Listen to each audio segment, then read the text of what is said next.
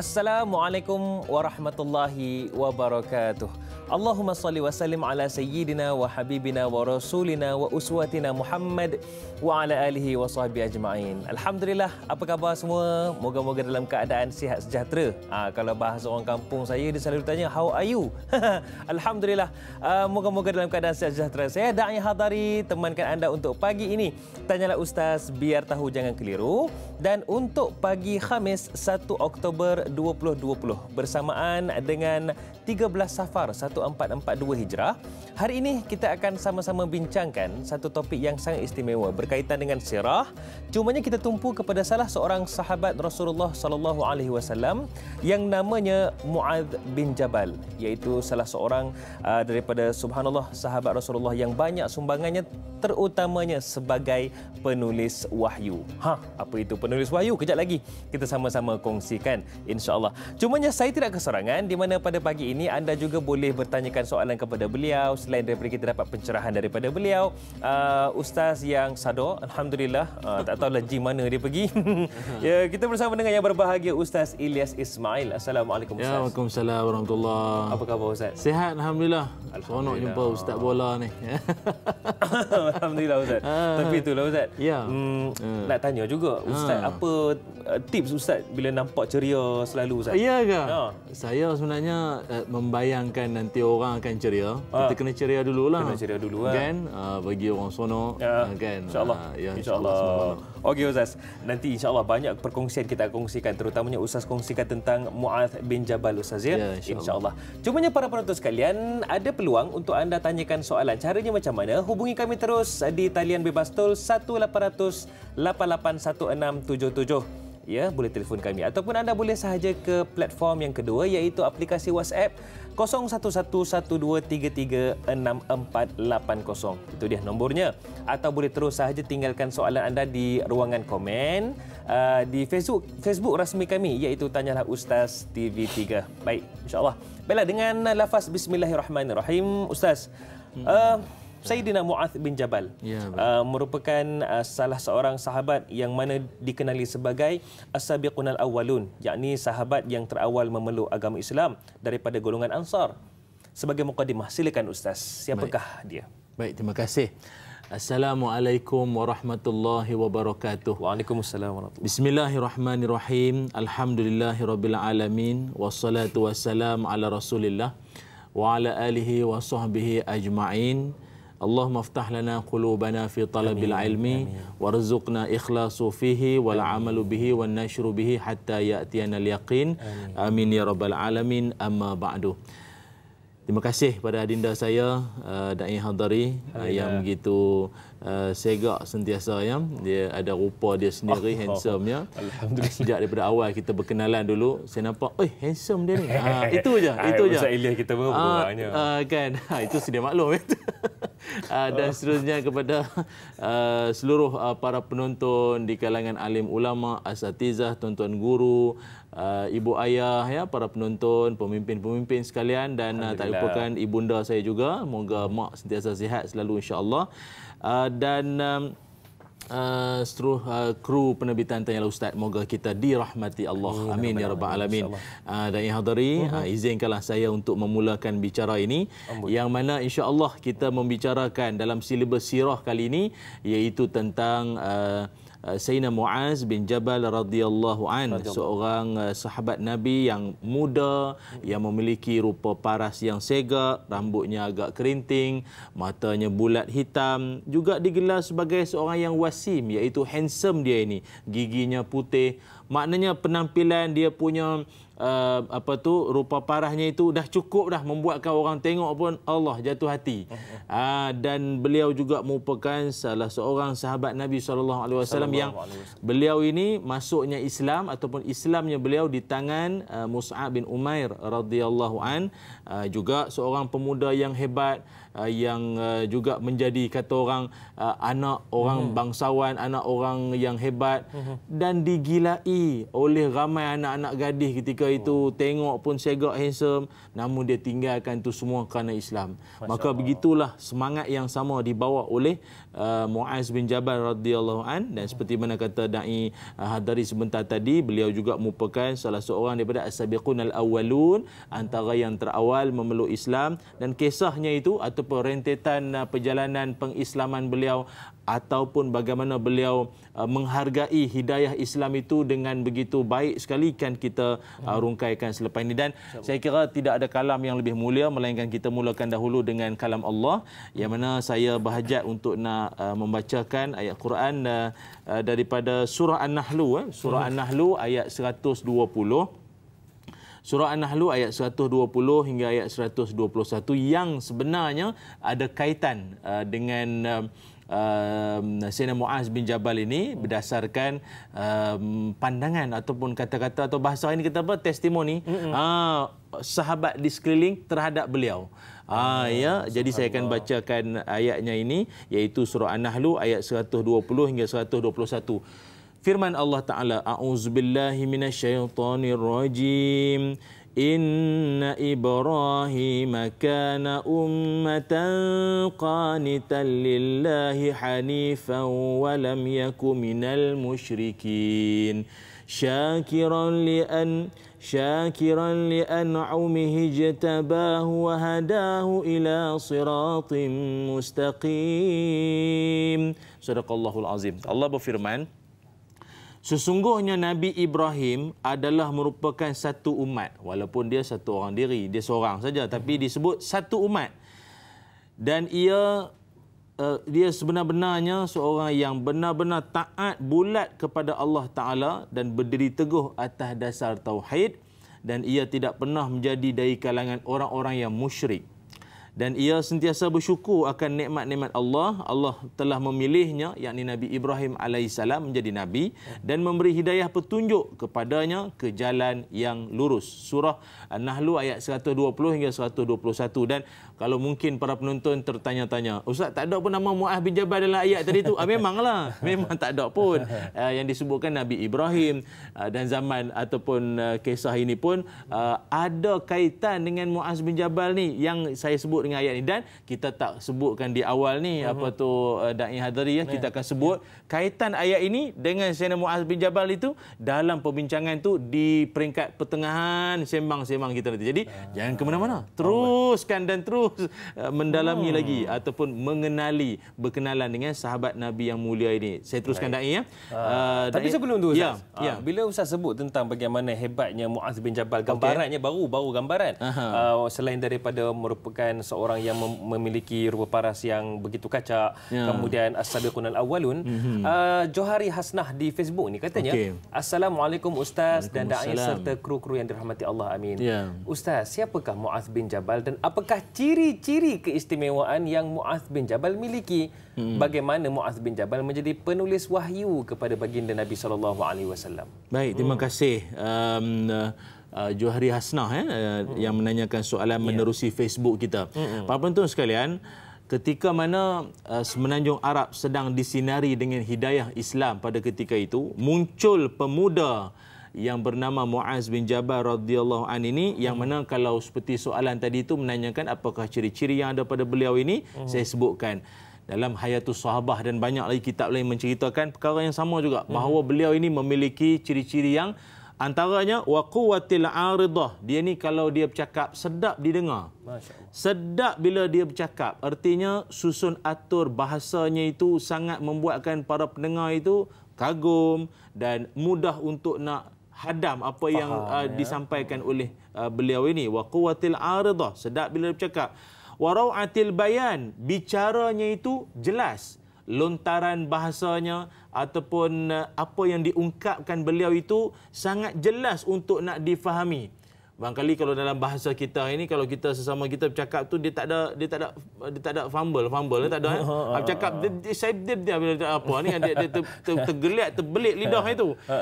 Ataupun cakapnya itu mudah untuk difahami dan jelas bila disampaikan.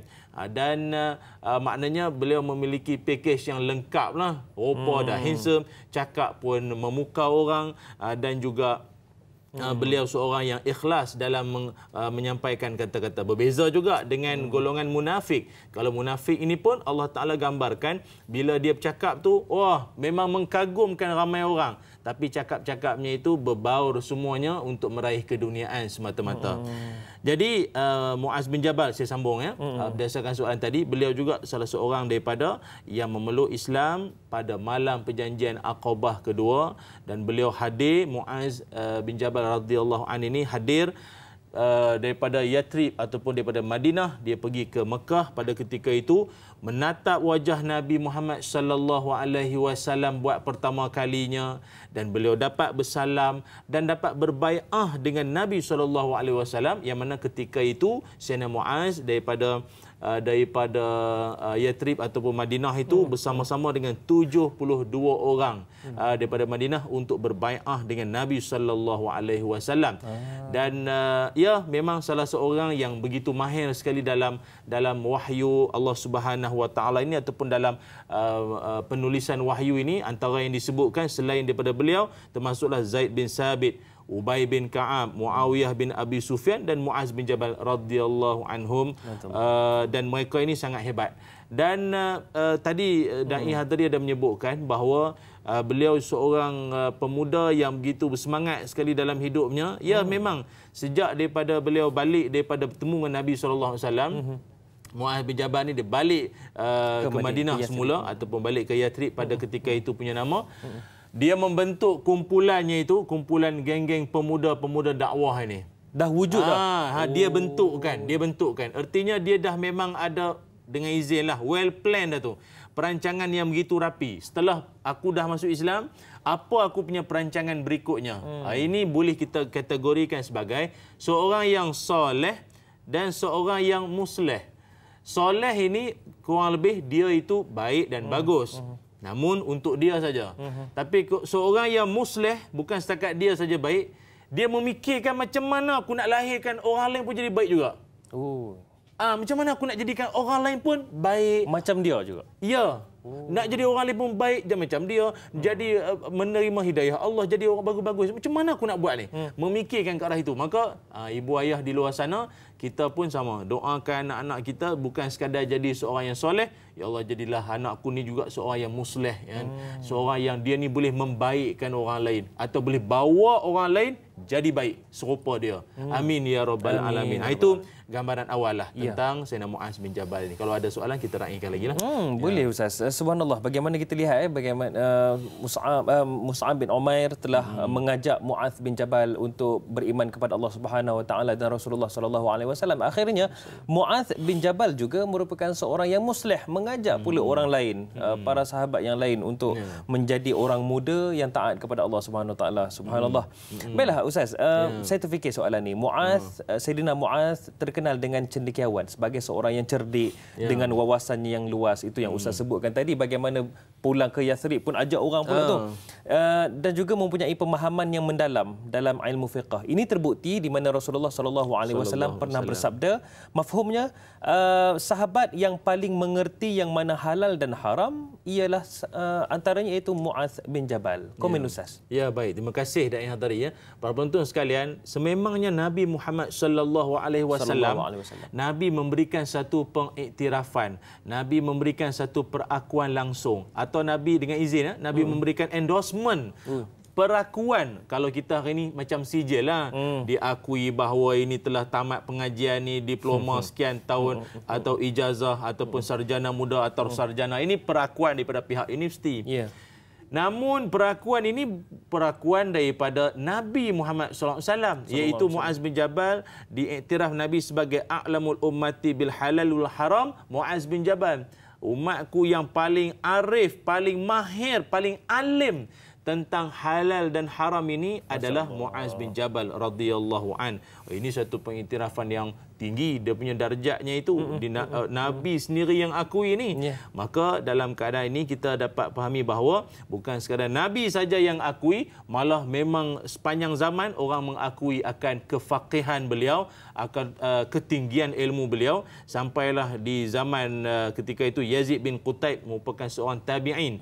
Beliau sendiri menceritakan, satu ketika aku masuk di masjid di Homs ataupun Hims di Syria, kawasan di Syria. Masa tu aku masuk kawasan itu dan aku nampak satu orang yang rambut dia kerinting dan ramai yang duduk mengelilingi dia. Dia macam biasalah, tu yang dipanggil sebagai halaqah. Halaqah ni maknanya satu kumpulan yang duduk secara membulat, duduk secara bulatan gitu.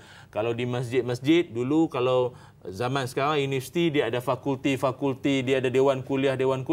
Kalau dahulunya macam contoh di Masjid Azhar di Mesir sendiri pun, tiang-tiang itulah yang menjadi tempat-tempat untuk pengajian lah. Tiang sana mungkin fiqh, tiang sini mungkin sirah, tiang sini mungkin hadis dan sebagainya lah.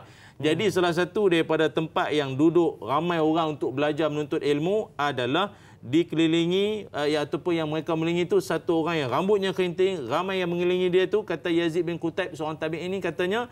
Dan dia ini bila dia bercakap, umpama permata yang terbit dan muncul daripada mulutnya itu. Masya Allah. Dan maknanya ini satu orang yang bila bercakap tu penuh dengan kalimah-kalimah mulia maupun bahasa yang bijaksana. Ini bukan cala orang ni. Lalu dia pun bertanya, siapakah gerangan orang yang sedang mengajar tu? Bercakap bahasanya alim segitu. Maka orang bagi tahu dia, itulah Sayyidina Muaz bin Jabal radhiyallahu an. Ini merupakan satu pengiktirafan yang bukan sekadar Nabi saja akui, malah sepanjang zaman termasuk di kalangan tabi'in pun mengakui akan ini orang hebat. Ini memang orang yang sangat hebat. Malah dalam Islam sendiri mengangkat Sayyidina Muaz bin Jabal sebagai orang yang bukan sekadar alim tentang Al-Quran, beliau juga seorang yang faqih tentang hukum hakam halal dan haram seperti yang hadis kita bacakan sebentar tadi ini. Dan inilah dan sebenarnya dia punya jalan-jalan menyebabkan seorang itu boleh jadi alim sebagaimana Muaz bin Jabal. Dia tidak tiba-tiba. Di dalam dunia ini dia tidak ada tiba-tiba sebagaimana Allah Taala sebutkan dalam Quran tentang kisah Zulkarnain, fa'atba'a sababa. Allah ulang lagi ayat tu, fa'atba'a sababa. Maknanya dia mengikut sebab untuk menjadi satu keadaan lagi. Maknanya satu orang yang boleh jadi hebat, berceramah, pandai, hebat menutur kata ni, dai hadari ni. Dia tidak tiba-tiba. Dia mesti ada sebab musabab boleh jadi keadaan ini. Jadi macam tu. Ya, sama ada guru dia, sama ada kesungguhan dia, sama ada disiplin dia, jadilah. Maka dia dalam dunia tak ada istilah tiba-tiba tu, tak ada. Maka Muaz bin Jabal sama, dia tidak tiba-tiba tu jadi hebat, jadi alim. Rupanya beliau ini, boleh saya sebut kali ya? Silakan. Sayyidina Muaz bin Jabal, ketika mana beliau masuk ke Islam, semangatnya beliau membentuk kumpulan dan ada kerja yang dia orang buat hingga menyebabkan satu orang yang veteran di Madinah tu masuk Islam. Ada cerita dia. Yang mana mereka ini ataupun Sayyidina Muaz salah seorangnya ini, akhirnya beliau ini bila masuk Islam, satu sifatnya mulazamah. Mulazamah ni adalah dia senantiasa melazimi, sering berdamping dengan Nabi Muhammad sallallahu alaihi wasallam. Artinya ilmu yang diperolehi oleh beliau Sayyidina Muaz ini bukan ilmu yang bersifat perantaraan, tidak, direct atau langsung daripada Nabi Muhammad sallallahu alaihi wasallam. Ilmu langsung dapat ataupun kita kata secara talaqi lah, berhadapan. Dan itulah juga sebenarnya yang pernah disebutkan oleh Sayyidina Umar Al-Khattab ketika mana beliau ini ditanyakan dalam dunia ini apakah yang paling beliau sebenarnya inginkan dalam dunia ini. Kata Sayyidina Umar, beliau menyebutkan dalam dunia ini 3 perkara yang membuatkan aku jadi, maknanya dalam dunia ni tak ada apa yang aku nak. 3 ni yang membuatkan aku seronok dengan dunia ni. Dia sahabat orang soleh, dunia dia tak pandang. Bukanlah tolak terus, tapi tak pandang sangat. Kecuali 3 benda ini. Apakah 3 perkara tersebut? Sekarang kita sebut nah. Boleh. Boleh ya? Silakan. Boleh Ustaz. Tiba takut iklan pula nanti kan. 3 perkara tersebut kata Sayyidina Umar, pertama sekali yang aku suka akan dunia ini qiyamul lail. Meninggal tak ada qiyamul lail dah. Ya betul. Tengah hidup ni lah. Aku suka dengan dunia ini sebab pertama qiyamul lail. Yang keduanya jihad. Dan yang ketiganya talaqi. Seolah dia nak berpesan pada semua umat manusia, kalian kalau tak buat 3 benda ni tak hidup tak apa. qiyamul lail, jihad, talaqi. Dan itulah juga yang menjadi amalan Sayyidina Muaz bin Jabal.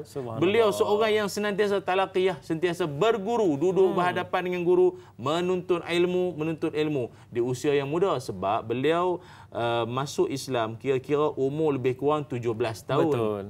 17 tahun, bahasa kita hari ini budak-budak SPM lah, budak-budak SPM kan. Jadi maknanya begitu. BBNU Ustaz. Budak baru nak up.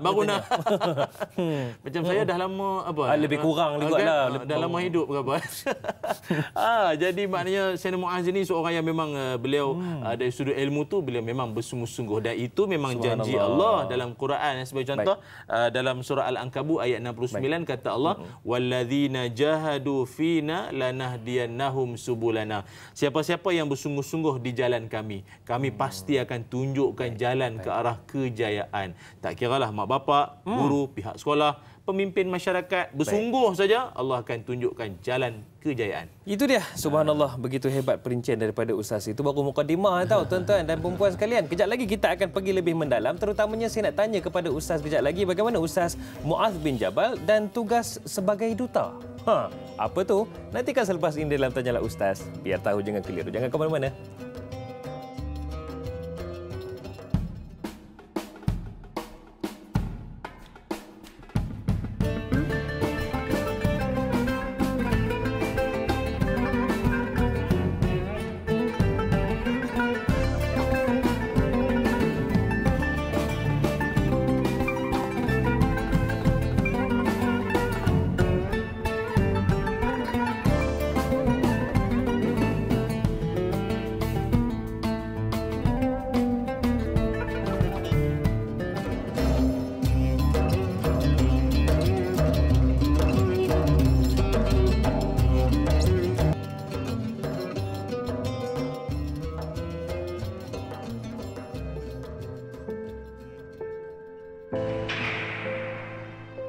Kenakah saya memohon taubat kepada Allah, sedangkan saya telah pun dikenakan tahanan dalam penjara atas kesalahan saya? Adakah Allah menerima taubat orang yang melakukan kejahatan? Saya ada satu soalan. Jawapannya dalam Tahanan Tanya Ustaz menerusi Tanyalah Ustaz, Jalan ke Syurga, 6.30 pagi di TV3 dan TV9. Itu dia. Tanyalah Ustaz, Tahanan Tanya Ustaz, edisi khas bulanan bersama dengan Jabatan Penjara Malaysia. Bermula 4 Oktober dengan tajuk Jalan ke Syurga bersama Ustaz Roslan Muhammad dan juga sahabat iaitu Da'i Anas yang akan merungkai kemusykilan daripada tahanan di penjara Sungai Buloh. Subhanallah, dalam kita merasa kita susah, dalam kita merasa kita diuji, sebenarnya ada insan yang kita kena ambil tahu betapa besarnya ujian kepada mereka. Subhanallah. Baiklah, jangan terlepas para penonton sekalian. Baiklah, hari ini Tanyalah Ustaz, biar tahu jangan keliru, kita masih membicarakan tentang Muaz bin Jabal, penulis wahyu yang sangat hebat, juga seorang yang sentiasa mendampingi Rasulullah SAW. Itu yang dikongsikan sebentar tadi oleh yang berbahagia Ustaz Ilyas Ismail, kekandaku. Baiklah Ustaz, dikhabarkan Muaz bin Jabal ini bukan orang besya-besya lah, orang bahasa orang kampung saya ni. Beliau merupakan juga seorang yang dilantik oleh Rasulullah SAW sebagai duta. Boleh Ustaz perincikan Ustaz? Baik, terima kasih Da'i Hadari, para penonton yang dirahmati Allah sekalian. Bila mana perkembangan Islam itu makin meluas, termasuklah sampainya Islam itu ke Yaman. Bila sampai Islam tu ke Yaman, maka bila dah ramai di kalangan pemimpin-pemimpin, rakyat-rakyatnya pun ramai dah memeluk Islam, maka mereka memerlukan guru, perlukan pembimbing untuk satu orang yang boleh menunjukkan mereka, memahamkan mereka tentang agama Allah ini dengan lebih terperinci lagi. Maka dalam ramai itu dipilihnya Sayyidina Muaz bin Jabal radhiyallahu anhu ini untuk diutuskan Nabi ke Yaman. Dan peristiwa Nabi Sayyidina Muaz diutuskan Nabi ke Yaman ini pun merupakan suatu penghormatan yang mana beliau bukan sekadar di zaman Nabi Muhammad sallallahu alaihi wasallam saja. Menurut catatan sejarah juga pada zaman Sayyidina Umar pun beliau juga antara yang terpilih untuk pergi dan mengajar di beberapa kawasan ataupun di beberapa wilayah termasuklah juga di Palestin, di mana Palestin termasuk daripada wilayah ataupun disebut sebagai Syam ketika itu. Jadi maknanya beliau merupakan seorang yang sangat bertuah lah. Dan satu peristiwa yang menariknya ialah Nabi Muhammad sallallahu alaihi wasallam, baginda Nabi dengan Sayyidina Muaz, dia begitu rapat hubungan. Dia bagaikan seorang guru dengan anak murid pun dia, macam seorang ayah dengan anak pun dia. Dia kalau rapat sangat macam tu lah. Sentiasa duduk sama-sama. Kan sekali. Saya ingat kalau para penonton di luar sana berpengalaman talaqi dengan mana-mana guru pun macam tu. Saya dulu pun ada guru yang kita pun rajin duduk berdampingan dia. Dia bagaikan macam ayah lah. Kalau dia marah pun, dia tegur pun, dia betulkan kita. Kita tak rasa kecil hati pasal kita tahu dia sedang mengajar kita. Kita rasa okey je, tak ada masalah. Jenis merajuk terus tak datang, left group, tak ada lah. Berkat tu hilang nanti ni kalau macam tu. Dia sabar dengan gurunya ini. Begitulah juga Sayyidina Muaz bin Jabal ketika mana nak diutuskan Nabi pergi ke Yaman. Diceritakan bahawa Nabi sallallahu alaihi wasallam ketika itu bersembang-sembang sambil Nabi pegang tali unta yang ataupun tali haiwan kenderaan lah untuk masa tu Muaz nak pergi ke Yaman, artinya nak berpisah lah ni dengan Nabi sallallahu alaihi wasallam. Bersembang dua-dua insan mulia ini duk bersembang kan. Dari kejauhan sahabat-sahabat tengok kan. Kalau kita bahasa kita hari ni, biarlah dua orang tu nak bersembang Ustaz. Nanti nak berjauhan dah. Biarlah dia orang bersembang seketika. Barangkali kalau macam kita hari ni anak nak pergi jauh, biarlah anak tu bersembang dengan mak dia sekejap lah. Aku ada pesanan-pesanan jangan main-main bazir duit mengambil duit top up jangan. Kan. Jadi Nabi pun sama.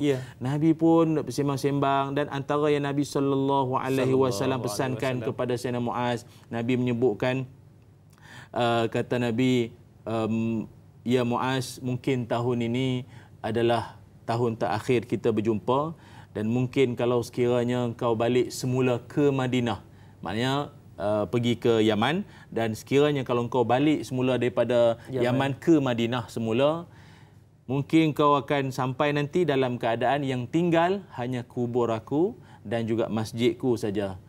Aku dah tak ada lagi dah. Dan ketika itu bila Sayyidina Muaz mendengar apa yang Nabi sallallahu alaihi wasallam ungkapkan begitu, fabaka Muaz jaz'an, nangis yang berterusan Muaz. Maknanya ini satu kalam yang begitu menghibarkan jiwanya nak berpisah ni. Dan memang sungguh pun apa yang disebut Nabi sallallahu alaihi wasallam memang benar. Pada tahun ke-11 Hijrah baginda pun wafat. Memang betul apa yang Nabi katakan pada Muaz. Maknanya seolah-olah sembang-sembang itu ataupun renungan itu adalah renungan terakhir Nabi dengan Sayyidina Muaz. Tetapi rupanya bagi orang Islam ini ataupun bagi orang beriman, orang soleh ini, dunia ini hanya tempat berjuang, kembali bertemu, kembali kita berkasih sayang nanti di syurga nanti. Sebab itu dalam sembang-sembang anak-anak ni kan, kita bahasakanlah dengan anak kita, walau anak kita kadang dia sedih kan. Ni saya cerita saya sendirilah. Dengan arwah ayah dulu duduk bersembang lah kami. Dulu kadang saya naik motor dengan ayah pergi masjid. Kami dulu dua-dua anak kami duduk bersembang atas motor. Ayah saya selalu pesan benda sama. Benda sama ada ulang pun. Kalau kata ada CD tu, play balik je. Dia kata apa, kita tak ada kata, tak ada apa, Ilyas. Belajar betul-betul, rajin-rajin belajar. Meremang pula. Teringat balik. Dia kata belajar rajin-rajin. Ingat kita tak ada kata, tak ada apa, ayah tak ada apa, ayah polis saja, tak ada, bukan pangkat tinggi pun. Belajar rajin-rajin, nanti jadi itu, ini. Begitulah ayah tu pesan. Tapi sampai saat ayah saya tu sakit, tak apa nak sihat. Benda yang selalu dia ingatkan, kata kau tak jumpa syurga, tak jumpa di dunia pun jumpa di syurga lah. Maknanya ini satu wawasan seorang yang bergelar ayah, bergelar guru maupun ibu. Pesanlah pada anak-anak bahawa dunia ini bukanlah satu tempat yang kita nak perlu sedih-sedih sangat. Kita akan jumpa kembali di syurga. Syarat engkau jihad, kerja sungguh-sungguh. Buat dunia ini sebagai tempat untuk engkau bercucuk tanam amal-amal itu. Kelak kita bakal bertemu di syurga kembali. Bagi saya itu Da'i Hadari sebagai suatu momen-momen terakhir sebelum Sayyidina Muaz berangkat pergi ke Yaman. Sebagai duta. Ya. Allahu Akbar. Begitu hebat seorang yang petah berkata-kata, kata-katanya bagaikan mutiara, yang dinamakan sebagai Muaz bin Jabal. Rupa-rupanya gurunya tidak lain dan tidak bukan seorang yang amat hebat. Bahkan sebaik-baik contoh bagi sekalian manusia itu Nabi Muhammad sallallahu alaihi wasallam. Subhanallah. Baiklah, saya tertarik dengan apa yang Ustaz kongsikan tentang Saidina Mu'adz bin Jabal ini.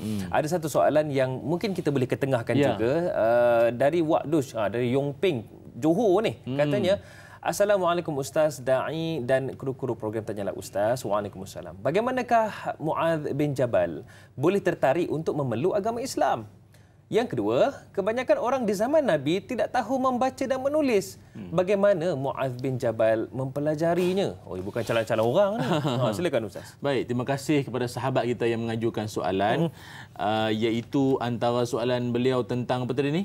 Yang pertama, bagaimana tertarik dengan memeluk agama Islam tu? Kalau kita tengok dalam rentetan sejarah maupun sirah, kebanyakan daripada orang-orang yang memeluk Islam ataupun masuk Islam di zaman Nabi sallallahu alaihi wasallam ini, dia ada pelbagai jalan, Ada yang datang mendengar langsung daripada Nabi sallallahu alaihi wasallam, Nabi menjelaskan Islam, agama kasih sayang, Islam menyuruh itu dan ini, walaupun dengan mak bapak beza agama tak putus hubungan. Gitu Nabi mengajar itu dan ini.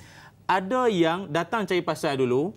Lepas tu bila dia tengok cara Nabi balas balik, oh, ini Islam, Allah baiknya, masuk Islam. Gitu.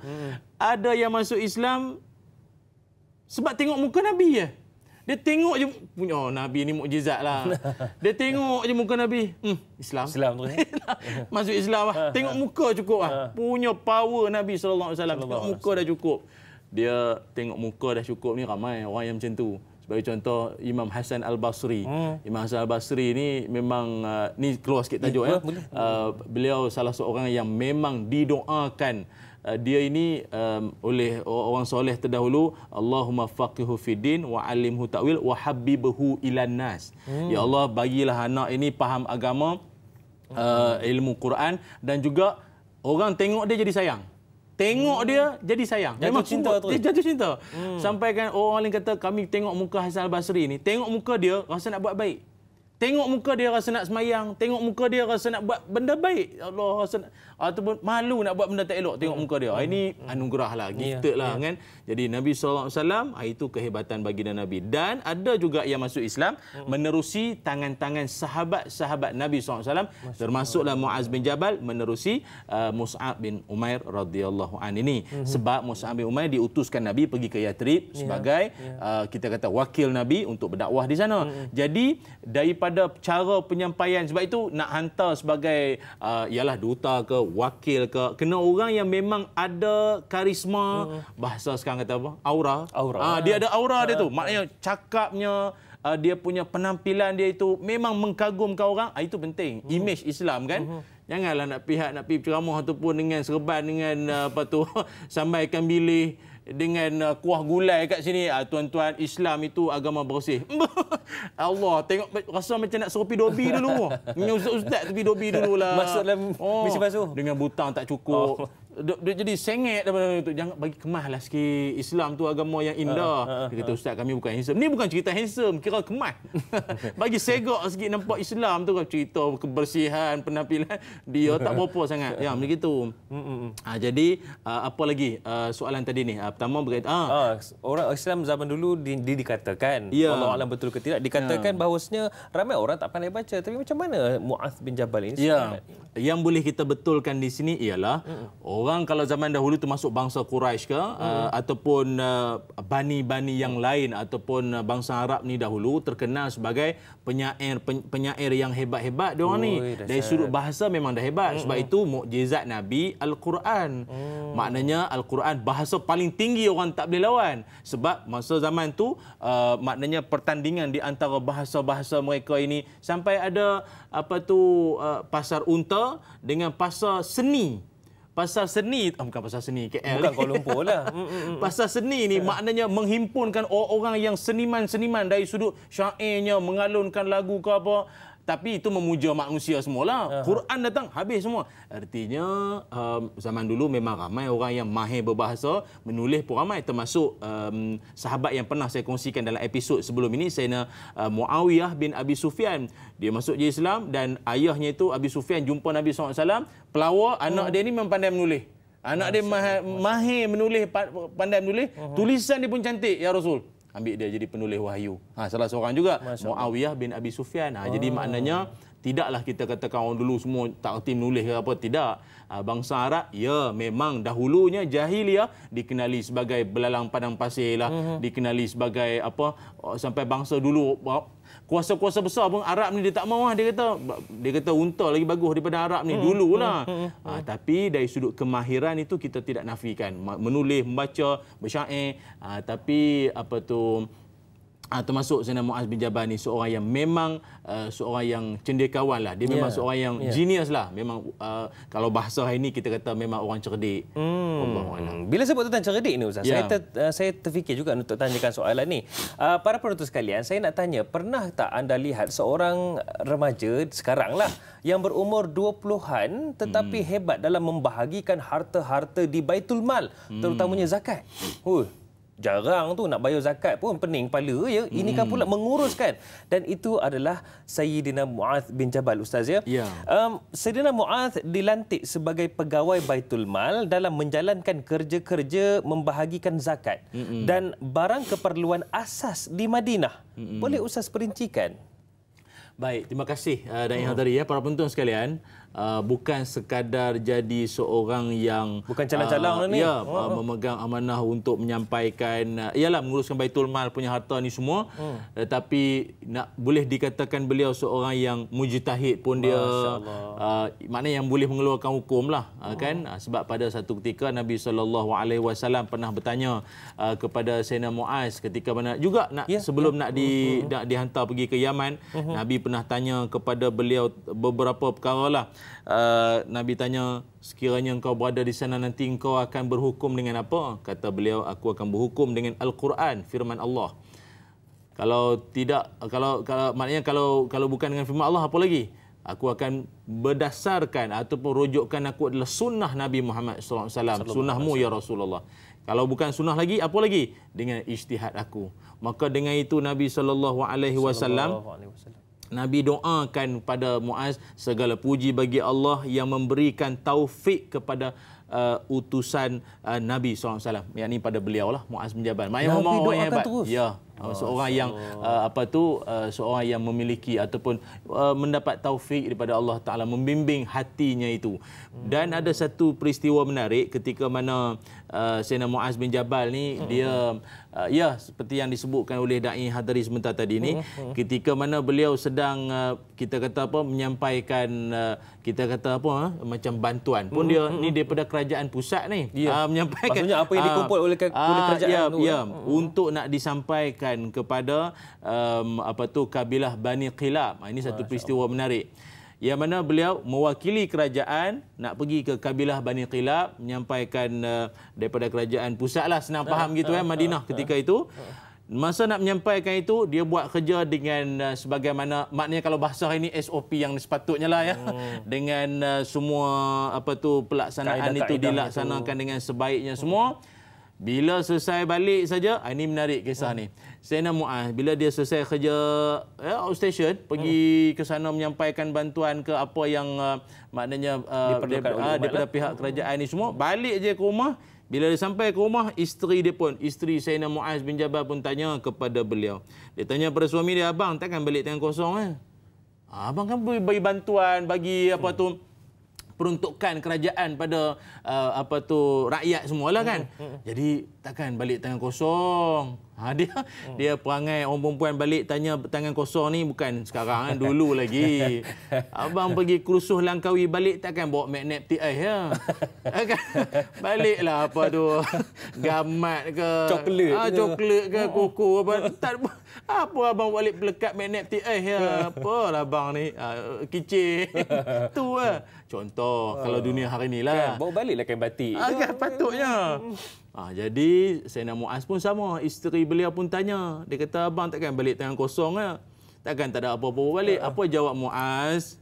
Dia kata, mana ada, aku ni buat kerja, laqad kana ma'i raqibun. Aku ni masa dalam kerja, kalau awak nak tahulah, saya ni masa kerja ni bersama-sama dengan saya ni ada penjaga yang duk perhati je apa yang saya duk buat ni. Yang abang duk buat ni, ada yang duk perhati. Nak kata SB pun dia pegawai SPRM pun dia duk perhati je abang duk buat ni. Jadi takkanlah apa nak ambil tak boleh lah. Kira kanal lah tu. Ni ada yang duk perhati abang ni. SB abang duk perhati ni. Tak boleh. Jadi isteri dia bila dengar kata suami dia kata ada perhati. Ya, ada perhatikan dia semua.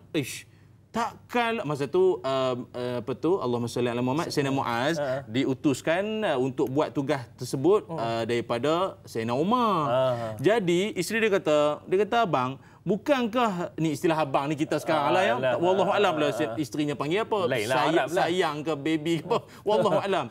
Tapi bahasa kita. Dia kata abang, kalaulah Nabi Muhammad sallallahu alaihi wasallam, Sayyidina Abu Bakar As-Siddiq radhiyallahu an percaya dan abang ni memang orang kepercayaan Nabi dan Sayyidina Abu Bakar, takkanlah Umar tak percaya ke abang sampai kena hantar SB pula kena ikut cek betul ke ni abang ni buat kerja macam mana. Takkanlah orang kepercayaan Nabi ni, takkanlah Sayyidina Umar tak percaya. Dan kisah ni viral zaman tu, tular. Sampai dia heboh dekat Madinah tu heboh bahawa seolah-olah Sayyidina Umar tak percaya pada Muaz. Sampai Muaz buat kerja pun kena ada orang mengiring, pemerhati. Heboh masa tu. Ini bahaya tuan-tuan. Zaman tular viral ni perlu dibendung. Kalau tidak habis. Tu imam ambil duit masjid. Bendahari pelari duit Jumaat. RM20 bawa lari. Lepas tu, ini kisah benda-benda yang perlu dibendung. Perlukan statement, perlukan penjelasan balik. Dan Tok Imam pun kalau dah dituduhnya senyap. Biarlah Allah Ta'ala yang tahu. Biarlah tawakal lah. Orang tuduh nanti akhirat dah jawab. Jangan macam tu. Bagilah kenyataan. Saya demi Allah, saya tak ambil duit. Contoh. Jadi Sayyidina Umar, dia memang macam tu. Sayyidina Umar, dia straight dan clear. Dia terus terang. Bila benda tu dah heboh, membabitkan nama beliau, Sayyidina Umar sendiri sebagai pemimpin, dikaitkan bahawa beliau tak percaya ataupun tak berapa yakin dengan Muaz punya kerja ni. Dia panggil Sayyidina Muaz. Dia panggil Sayyidina Muaz menghadap. Bila dia panggil Sayyidina Muaz menghadap, dia pun tanya kepada Sayyidina Muaz. Dia tanya kepada Muaz. Dia minta penjelasan lah. Cerita sikit, apa cerita ni? Macam mana boleh orang duk heboh apa ni tentang keadaan yang berlaku ni lah. Dah bising ni. Dah bising dah heboh dah. Lepas tu Sayyidina Umar tanya, ana ba'astu raqiban yuhsi alaika? Benarkah aku ni hantar orang untuk jadi pemerhati engkau, untuk nak cek engkau ni setiap masa betul ke buat kerja ni, betul ke aku buat begitu, sebagaimana yang sekarang ni dah heboh muka depan surat khabar apa ni. Kan. Jadi apa jawab Sayyidina Muaz bin Jabal? Jawab beliau, la ya Amirul Mukminin, tidak. No. Tidak sama sekali, bukan. Saya sebenarnya cakap begitu, wahai Amirul Mukminin Sayyidina Umar. Saya jawab begitu, kata ada yang mengikut saya tu, kata konon macam ada SB duk ikut merhati saya tu. Bahasa faham macam ni tuan-tuan, saya nak ringkas faham ya. Saya sebenarnya nak cover line sebenarnya. Saya nak cover line sebenarnya ni. Saya nak cover line pasal apa? Pasal apa? Orang perempuan ni kalau soalan ni macam tu. Panjang nanti. Jawab je lah, ada yang perhati. Sudah selesai. Ya. Rupanya yang dimaksudkan raqibun di situ adalah raqibun wa atidun. Malaikat raqib atid lah. Memang sungguh pun. Betul lah tu. Menipu ke? Tak tipu. Kata ni tipu bini ke Ustaz? Tak tipu. Tu orang alim tu. Ya. Dia punya jawapan dia, kilah dia tu, ilmu. Ya. Kita kilah tak tahu ke mana. Abang sungguh kata dia abang pergi singgah makan kedai kopi dengan Tok Imam. Kalau ikutkan, kalau ikutkan tidak. Tapi tengok dia nak kilah kok mana tu. Tak kena, dia tak kena. Abang pergi kursus kenapa lama sangat? Dah. Abang betul ke saya dah gemuk? Tu pun susah nak jawab. Dah. Saya berharap sangat jangan keluar soalan tu.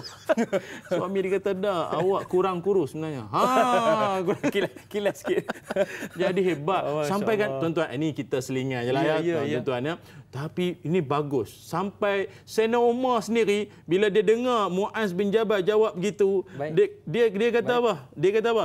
Laula Muaz lahalaka Umar. Kalau tak ada Muaz, habis Umar. Apa yang menyebabkan beliau kata begitu? Kita nak berehat dulu. Berehat dulu.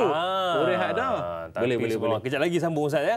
Itulah betul juga Ustaz. Kilas-kilas pun dalam sekilasnya tu ada kebenaran. Ya, orang cerdik.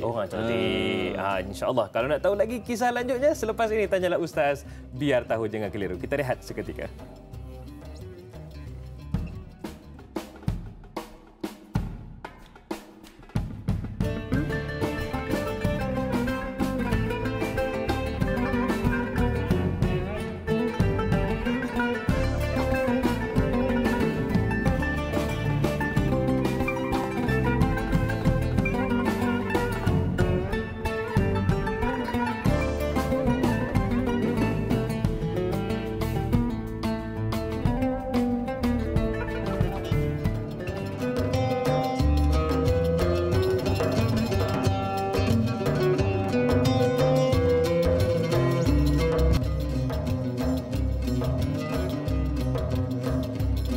Ya, segala yang terbaik kami sajikan untuk anda setiap awal pagi bersama dengan Tanyalah Ustaz. Biar tahu, jangan keliru. Terima kasih atas sokongan dan juga tontonan anda semua. Kami teguh berdiri memberi manfaat kepada sekalian, terutamanya anda semua. Alhamdulillah. Baiklah, hari ini Tanyalah Ustaz, biar tahu, jangan keliru. Kita bawakan, kita ketengahkan topik sirah. Kita fokuskan kepada salah seorang sahabat Rasulullah SAW yang namanya Mu'adz bin Jabal, penulis wahyu. Dan sekarang ini kita nak bersama dengan, sebelum Ustaz nak sambung saya, kita nak ada pemanggil di talian ketika ini. Assalamualaikum. Waalaikumsalam warahmatullahi wabarakatuh. Da'i Hadari dan Ustaz Ilyas Ismail. Saya Umar bin Abdul Majid dari Felda Cini Timur 3, Pekan Pahang. Assalamualaikum Ustaz dan Da'i. Waalaikumsalam warahmatullahi. Haji Umar, sihat Haji Umar? Alhamdulillah saya sihat, Da'i dan Ustaz sihat ya. Ini pun bukan calon-calon orang juga Ustaz. Bila berkata-kata bagaikan mutiara. Tidak juga. Okey, silakan Haji Umar. Ya, saya biar orang biasa je Da'i ya. Jadi soalan saya begini ya. Ustaz, kita sedia maklum Ustaz dah menyebut tadi, menerangkan yang mengenai Mu'adz bin Jabal ya, sahabat Rasulullah SAW yang cerdik, yang cendekiawan, yang bijak dalam berkata-kata ya. Jadi soalan saya, adakah beliau ini dari golongan yang cerdik pandai ataupun daripada keluarga yang cendekiawan ataupun bagaimana Ustaz? Dan semasa menjalankan tugasnya, adakah beliau ini mendapat tentangan daripada siapa yang menentang beliau yang sebenarnya, daripada sudut bercakap ini, adakah beliau ini seorang yang mendapat tentangan daripada musuh-musuh Islam ataupun bagaimana Ustaz, sebagai seorang duta di luar pun beliau juga ya, adakah beliau mendapat tentangan sebagaimana Rasulullah SAW mendapat tentangan ya? Itu soalan saya Ustaz dan Da'i. Terima kasih banyak Ustaz dan Da'i. Assalamualaikum. Waalaikumsalam warahmatullahi wabarakatuh. Baik, dua soalan yang cantik daripada Haji Umar tadi Ustaz. Bagaimana latar belakang? Adakah keluarganya juga adalah merupakan orang yang cerdik, cendekiawan juga seperti mana Mu'adz bin Jabal? Adakah acuannya, kuihnya macam tu? Dan juga penentangan dari siapa? Sebab orang hebat ni memang ramailah yang tak suka. Silakan Ustaz. Baik, terima kasih Haji Umar yang mengajukan soalan sebentar tadi. Jujur saya katakan, tidaklah saya dalam catatan saya sendiri ataupun pembacaan saya sendiri berkenaan tentang susul galur beliau secara atas lagi, maknanya daripada ayahanda beliau dan ke atas lagi, ataupun kemahiran dari sudut keluarganya sendiri. Wallahu alam, minta maaf saya tak dapat nak menjawab soalan tersebut. Cuma apa yang boleh kita katakan ialah beliau sememangnya memiliki kehebatan tersebut, dan kebanyakan kalau kita lihat, kalau seorang anak yang memiliki kemahiran sebagaimana yang ada pada Sayyidina Mu'adz ini, sedikit sebanyak adalah tu daripada titisan mana-mana daripada keturunannya itu. Tak atuk dia, mungkin bapa dia atau ibunda dia yang melahirkan anak yang jadi begitu. Kebanyakan daripada, kalau hari ini, kalau dalam konteks dunia hari ini, kalau saya tengok di kalangan penceramah-penceramah pun, kalau jenis susunan bahasa ayat sedap, tengok-tengok mak dia pun, oh cikgu bahasa Melayu, patutlah. Memang dia maknanya dilatih dengan bahasa yang sedap kan. Kalau tengok dia tu dari sudut perkiraan pewarisan harta lah, apa hebat lah ustaz kita ni, hebat. Ayah dia cikgu matematik, mak dia ustazah, bergabung ustazah matematik, pandailah kira-kira ni semua. Faraid pun hebat, ilmu miras ni hebat. Jadi maknanya memang kita tidak nafikan. Mungkin Sayyidina Mu'adz ni sememangnya dalam susul galur keluarganya itu adalah mungkin kehebatan ataupun talent yang seperti mana ada pada beliau ini ya. Itu aja. Yang keduanya adalah tentang penentangan daripada siapa? Saya tertarik untuk nak mengambil berdasarkan daripada Hayatus Sahabah, bagaimana Sayyidina Mu'adz bin Jabal antara yang boleh kita kategorikan juga sebagai cabaran. Maknanya awal-awal masuk Islam dulu, sebagaimana kisah yang tadi Da'i Hadari ada petik di awal sembang kita tadi ni, iaitu berkait tentang bagaimana beliau membanteras ni orang panggil apa, golongan yang duk menyembah berhala, yang pada ketika itu memang rancak sangatlah. Satu orang yang sangat terkenal, pemuka terkenal ataupun pembesar, orang kata apa, dia ni dah lah orang lama, otai. Dia ni otai. Orang lama, orang yang sememangnya senior. Kalau di Madinah itu terkenal sebagai bukan setakat menyembah berhala, pembikin berhala ke, tokeh berhala. dalam rumah, luar rumah, memang berhala tu banyak, Penuh, patung. Dan patung ataupun berhala patung berhalanya itu bukan yang biasa-biasa. Ini semua yang kayu-kayu mahal.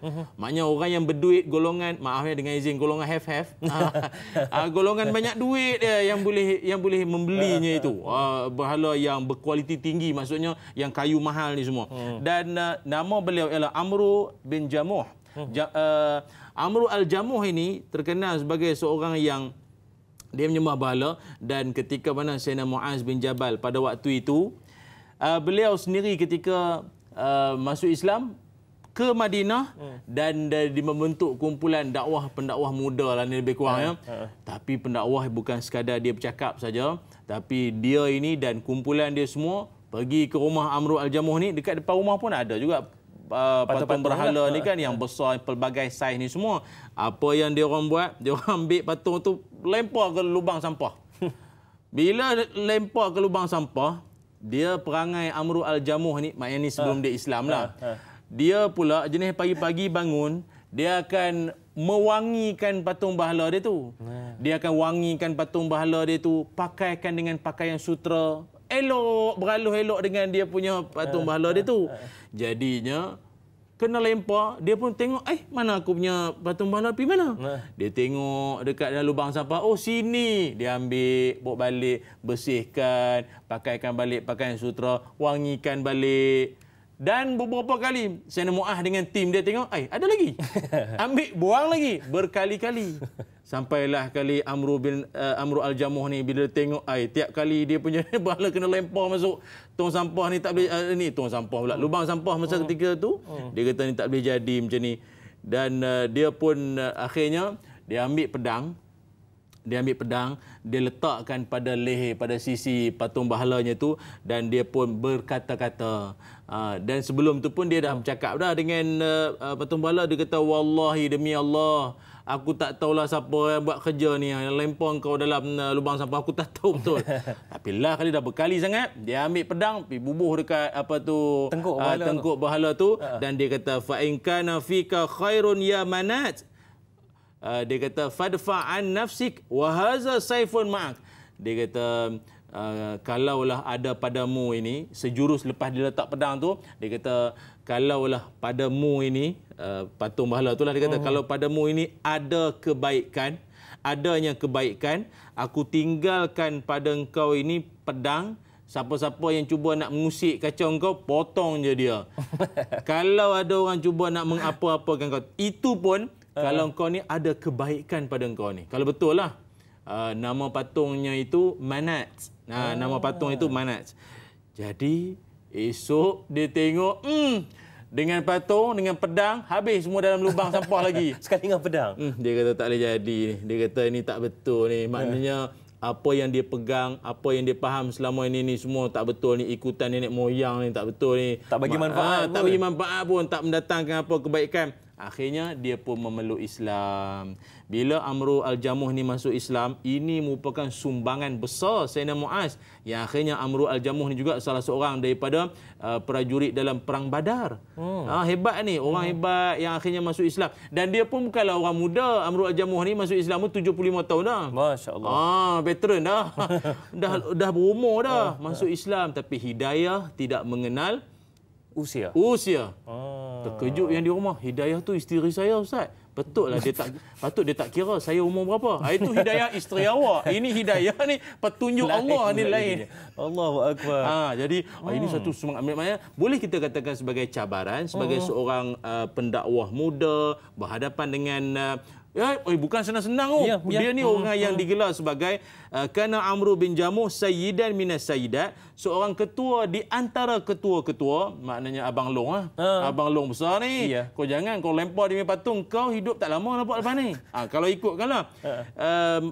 Dan dia juga wasyarifan min asyrafihim, orang yang mulia di antara yang dimuliakan dalam kaum dia itu. Orang hebat. Berani kau cari pasal. Ini cabaran. Tapi ini anak muda meletakkan Allah tu di hadapan, segala jadi mudah. Tak risau apa dah. Tak risau apa. Okey Ustaz, saya tertarik tadi Ustaz dengan ayat Al-Quran yang Ustaz baca di awal tadi. Saya terfikir juga apa kaitannya dengan Sayyidina Muaz bin Jabal ni? Okey, terima kasih Dayang tadi. Macam tahu-tahu je saya nak hampir nak terlupa ya, hampir silakan. telan semut ke apa ni ya, mudah lupa ni. Ayat Al-Quran, kalau sekiranya para penonton yang ikuti daripada awal siaran tadi, saya ada membacakan ayat Quran daripada surah An-Nahl ayat 120.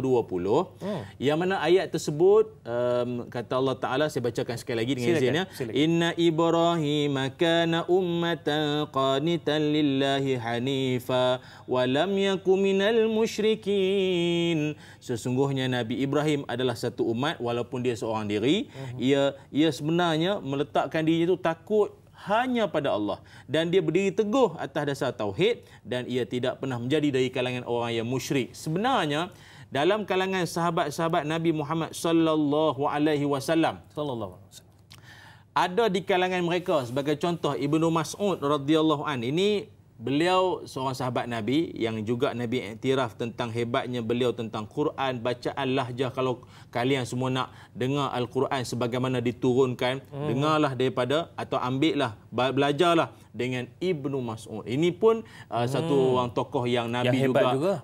Bagi satu perakuan pengiktirafan yang hebat. Kata Ibnu Mas'ud, kata beliau, Muaz bin Jabal, testimoni ni. Kata Ibnu Mas'ud, Muaz bin Jabal ini, dia ni satu orang yang bagaikan satu umat. Itu yang dipetik ayat tadi tu. Itu kait dengan tadi. Dia memetik ayat surah An-Nahl ayat 120 ini sebagaimana Nabi Ibrahim alaihissalam merupakan satu umat walau dia seorang diri. Yang dikatakan satu umat ni macam mana? Yang dikatakan satu umat, Muaz bin Jabal. Kalau dalam ayat Quran tadi, Nabi Ibrahim bagaikan satu umat. Walaupun satu umat, walaupun dia seorang. Tapi satu umat ni kan mewakili ramai jumlahnya. Umat ramai. Betul. Tapi Nabi Ibrahim bagaikan satu umat. Dia seorang. Begitu juga Sayyidina Muaz disifatkan oleh Ibnu Mas'ud bagaikan satu umat. Dia seorang. Oh, begini maksudnya. Bila sebut tentang maksudnya, Ustaz, saya nak minta para penonton tunggu dulu apa maksudnya. Lah, pasal apa? Kita rehat dulu. Jadi kepada itu makcik, pakcik marah saya tu, apa da'i potong? Habis lepas ni kena kecam. Kita potong tangkuna sekejap.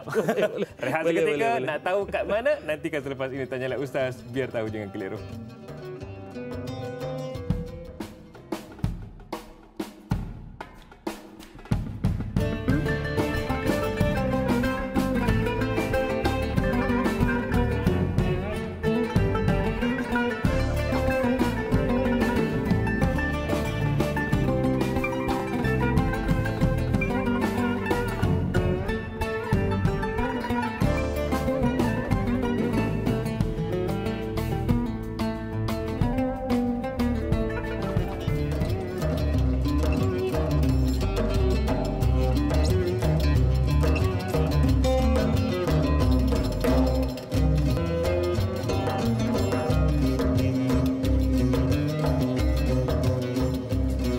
Terima kasih kerana terus setia bersama kami dalam Tanyalah Ustaz, biar tahu jangan keliru. Ya, tuan-tuan puan-puan jangan marah saya. Saya tahu saya potong tangkona. Kejap lagi kita akan sambung balik perbincangan kita bersama dengan yang berbahagia Ustaz Ilyas Ismail tentang Muaz bin Jabal. Tapi sebelum tu kita nak bawakan Ustaz ya. Pemanggil yang menanti di talian ketika ini. Assalamualaikum. Waalaikumsalam warahmatullahi wabarakatuh. Saya hormati pagi ini Ustaz Ilyas dan Da'i Hadari. Ya, Haji Tukinun. Tanyalah Ustaz. Saya Tukinun bin Muhammad Saleh. Terima kasih. Ya, baik. Tuan Haji, sihat Tuan Haji? Alhamdulillah, doa awak semua sehat. Saya pun doakan mudah-mudahan awak semua dan kru-kru sehat sajalah mintanya itu. Amin. Rabbal alamin. Amin. Okey, silakan soalan yang panas mungkin dari Johor.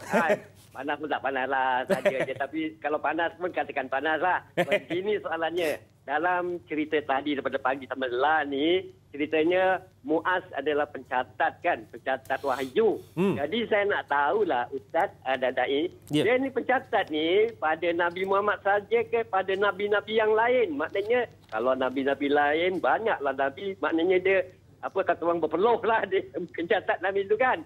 Nabi tak sikit penjelasan daripada Ustaz dan Da'i. Itu sajalah soalannya pagi ini ya. Terima kasih. Assalamualaikum. Waalaikumsalam warahmatullahi wabarakatuh. Baiklah, kalau diikutkan kepada topik kita hari ini Ustaz, ya, Muaz bin Jabal penulis wahyu. Wahyu ni sejak zaman Nabi sebelum pun ada wahyu. Wahyu yang mana satu ni? Itulah soalan daripada Haji Tukinun tu. Ya, baik. Terima kasih Tuan Haji ya.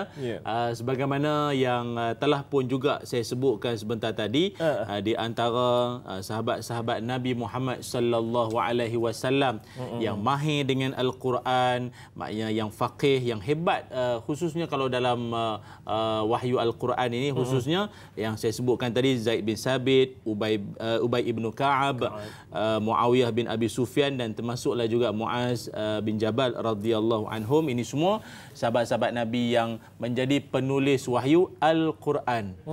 Ya, penulis wahyu Al-Quran yang mereka ini sememangnya mencatatkan ayat-ayat Al-Quran yang diturunkan oleh Allah Subhanahu wa taala, wahyu dari Allah pada Nabi Muhammad sallallahu alaihi wasallam, yang mereka ini yang mahir dalam bab menulis ini semua. Jadi mereka akan mempersiapkan dengan semua alat-alat nak menulis tiap kali ataupun tak kala wahyu diturunkan pada Nabi SAW, maka Nabi akan maklumkan ini wahyu baru sampai, maka penulis wahyu ini semua akan memainkan peranan masing-masing. Jadi di antara mereka menyediakan alat tulis, sebagai contoh pena ada, kemudian nak tulis pula dulu tak ada kertas A4, apatah lagi teknologi yang sebagai hari ini.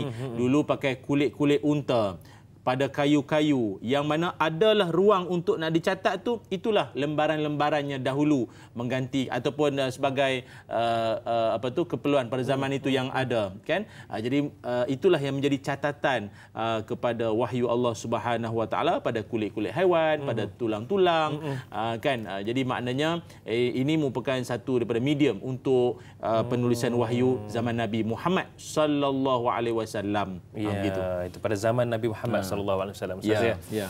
Okey Ustaz, yang tadi tu yang kita berhenti seketika tu nak sambung tu, bagaimana satu umat dinyatakan tu dan similarity ataupun kesamaan dengan apa yang dinyatakan dalam firman Allah Subhanahu wa taala tu. Silakan. Okey, kalau para penonton yang ikuti daripada sebelum kita commercial break sebentar tadi, salah seorang sahabat Nabi Muhammad sallallahu alaihi wasallam, Ibnu Mas'ud radhiyallahu an ini, yang juga dikenali sebagai seorang sahabat Nabi yang betisnya kecil, kan. Kalau dia panjat pokok, angin tiup macam nak melayang, sahabat semua gelak, ataupun tersenyum tengok gelagat dia. Nabi kata walau betis dia itu, nilai betis dia itu lebih besar daripada Bukit Uhud. Senyap semua. Begitu kata, bukan nilaiannya pada fizikal semata-mata, tapi nilai jasa. Ni betis besar, kuat tidur tak guna. Jadi naik pokok pun tak lepas. Ibnu Mas'ud radhiyallahu anhu ini antara kita kata testimoni pun dia, pandangan beliau terhadap Muaz bin Jabal radhiyallahu an ini, kata beliau, dia memetik daripada ayat Quran surah An-Nahl ayat 120, yang mana pada ayat tersebut Nabi Ibrahim disebut sebagai satu umat, padahal beliau seorang umat. Kalau kata satu umat ni mewakili ramai orang, tapi kenapa Nabi Ibrahim dikatakan satu umat? Begitulah juga Sayyidina Muaz ini digelarkan sebagai satu umat. Walaupun dia seorang saja, tapi kenapa satu umat ramai? Sebab apa? Jawapannya begini. Kerana Sayyidina Muaz bin Jabal ini, mana dia pergi, kalau dia pergi ke satu tempat, ramai orang beriman, ramai orang menjadi, ramai orang jadi hebat situ, bagaikan satu umat kerana dia seorang. Inilah yang dimaksudkan oleh Ibnu Mas'ud radhiyallahu an. Dia pergi satu tempat, mengajar, satu umat jadi situ. Dia seolah-olah mewakili satu umat. Maknanya dengan adanya dia, ramai orang jadi baik. Dengan adanya dia, ramai orang jadi alim. Jadi melahirkan lebih ramai lagi orang soleh dan orang yang hebat dari sudut ilmunya. Itulah yang dimaksudkan sebagai satu umat. Adanya dia, ramai yang lahir bagaikan satu umat. Kita ni kalau berkawan dan juga bersahabat, sejauh mana kita nak tarik sahabat dan kawan kita ke arah kebaikan? Ya, betul. Ini dok tarik pula ke naik motor jadi Superman pula. Nauzubillah min zalik, jangan ya. Okey Ustaz. Saya nak tanya satu soalan ni Ustaz. Mungkin para penonton juga nak tahulah. Pada malam perjanjian Aqabah, ini sebelum Rasulullah hijrah lah, bagaimana beliau, yakni Muaz bin Jabal, merupakan seorang anak muda yang berjabat tangan, seperti mana yang Ustaz maklumkan, usianya belasan tahun, berjabat tangan dengan baginda SAW dan berjanji untuk taat setia kepada baginda dan sanggup berjuang untuk menyebarluaskan agama yang dibawa oleh baginda. Dan bagaimana Ustaz juga ada sebut tadi, guru kepada Muaz bin Jabal adalah secara terus talaqi antaranya kepada Rasulullah SAW. garis panduan kita berguru, Ustaz. Macam mana kita ni nak dapat ilmu yang tepat, kita pun nak dapat amalan yang hebat. Ya. Guru, kriteria guru tu macam mana, Ustaz? Yang kita nak berjabat tangan dan taat setia dengan dia. Ya, betul Dia para penonton yang dirahmati Allah sekalian. Hari ini guru itu ya, kalau nak diikutkan bukan sekadar guru secara manusia sekarang ini, guru pun boleh digantikan pula sekarang ni dengan YouTube pun ada. Hatta sekarang ni live Facebook pun ada kan, orang menonton, dan ramailah pensyarah-pensyarah pun dah mula memikirkan masa depan masing-masing. Kalau dah sampai satu ketika belajar tak boleh belajar hanya kan menerusi atas talian saja, jadi apa gunalah kami lepas ni tak boleh. Sebagai orang Islam kita perlu berpegang bahawa kita bukan sekadar memerlukan ilmu yang disampaikan, tetapi kita perlukan guru, kerana guru ni pentingnya di mana? Dia dapat membimbing kita. Dia bimbing kita. Bimbing ni dalam erti kata apa? Kalau kita buat salah, dia boleh betulkan. Maaf, sebagai contoh. Macam ada, sekarang ni kan ada produk pen mengajar Quran tu kan? Pen belajar Quran tu. Kita boleh dapat ilmu menerusi pen pintar tersebut. Maknanya pen tu mengajarkan, kita letak ayat tu, Qul, kita tahu, bunyinya Qul. Pen tu bagi tahulah. Tapi kalau sekiranya salah bacaan kita, pen tu boleh marah tak? Tak. Pak Haji salah. Keluar tangan ke keluar salah. Tak ada. Jadi, faham tak maksud saya ni? Tapi pengusaha pen jangan marah pula. Bukan. Ustaz ni apa dah? Alat bantu. Alat bantu yang pen tu. Guru tetap diperlukan sepanjang zaman. Kerana guru ni dia boleh memperbetulkan balik bacaan kita ke, kesilapan, kekurangan kita ke. Sebab itu kalau kita lihat Nabi Muhammad SAW sebagai guru yang membimbing para sahabat ni, tindak tanduk kelakuan mereka langsung dibimbing oleh Nabi SAW. Dan Ibnu Sirin, seorang ulama juga menyebutkan bahawa pentingnya memilih guru ni. Kenapa? Inna hazal ilma dinun fanzuru amman ta'khuzuna dinakum. Kata Ibnu Sirin, sesungguhnya ilmu ini adalah agama. Maka lihatlah daripada siapa kamu ambil agama kamu. Ilmu itu adalah agama. Maka lihatlah dulu daripada siapa kamu nak ambil agama itu. Maknanya perhatikan dulu guru tu. Jenis guru kalau minum pun tangan kiri, apa cer? Cerita sunnah Nabi, sunnah orang kiri. Tapi kalau dia buat live dengan kamera selfie, tuan-tuan jangan salah faham. Dia terbalik. Dia terbalik. Dia memang pakai. Saya kena cerita dia ni. Kita buat live Facebook dengan tak ada pembantu, tak ada apa, gambar seorang buatlah pakai kamera selfie. Dia kamera selfie, kalau kita kanan, dia dalam kamera jadi kiri. Ustaz, maaf, minum tangan kiri lah, minum tangan kanan lah. Pula jenuh nak explain. Ramai tanya tu. Lah tutup tu. Bimbang menimbulkan fitnah pula nanti kan. Jadi para penonton yang rahmati Allah sekalian, tengok dulu guru yang kita nak tadah ilmu daripada beliau. Tapi apapun saya nak ringkaskan begini. Dalam agama kita mengajarkan, pilihlah guru yang sekurang-kurangnya boleh bawa kita daripada satu keadaan kepada satu keadaan. Apakah di antara keadaan tersebut? Minasyaki ilal yaqin. Itu yang pertama. Daripada syak kepada yakin. Kalau kita sebelum datang tu masih lagi wah-wah, dengar penyampaian dia, biar tahu jangan keliru. Jadi faham, jadi cerah terus. Okey, sebelum datang faham dah. Dengar ceramah dia lagi confused. Jadi boleh ke tak boleh ni? Lagi pening. Itu tak berapa nak kemas sangat. Yang keduanya, seorang guru itu boleh membawa kita minar riya ilal ikhlas. Allah. Sebelum datang majlis dia, sebelum dengar penerangan dia, barangkali kita ni seorang yang riya. Buat apa menunjuk ke orang semua? Semua dan korban, dan solat, dan selawat, dan sedekah. Bagi tahu orang. Tengah sujud boleh selfie. Selfie. Dah sujud ke belum? Semua ada. Tapi bila dengar pencerahan Tok Guru tu, jadi ikhlas. Allah. Dan yang ketiganya, minal adawah ila nasihah, daripada permusuhan kepada berbaik-baik. Sebelum ni kita banyak benci dengan orang itu, meluat dengan orang ini, tak puas hati dengan orang itu.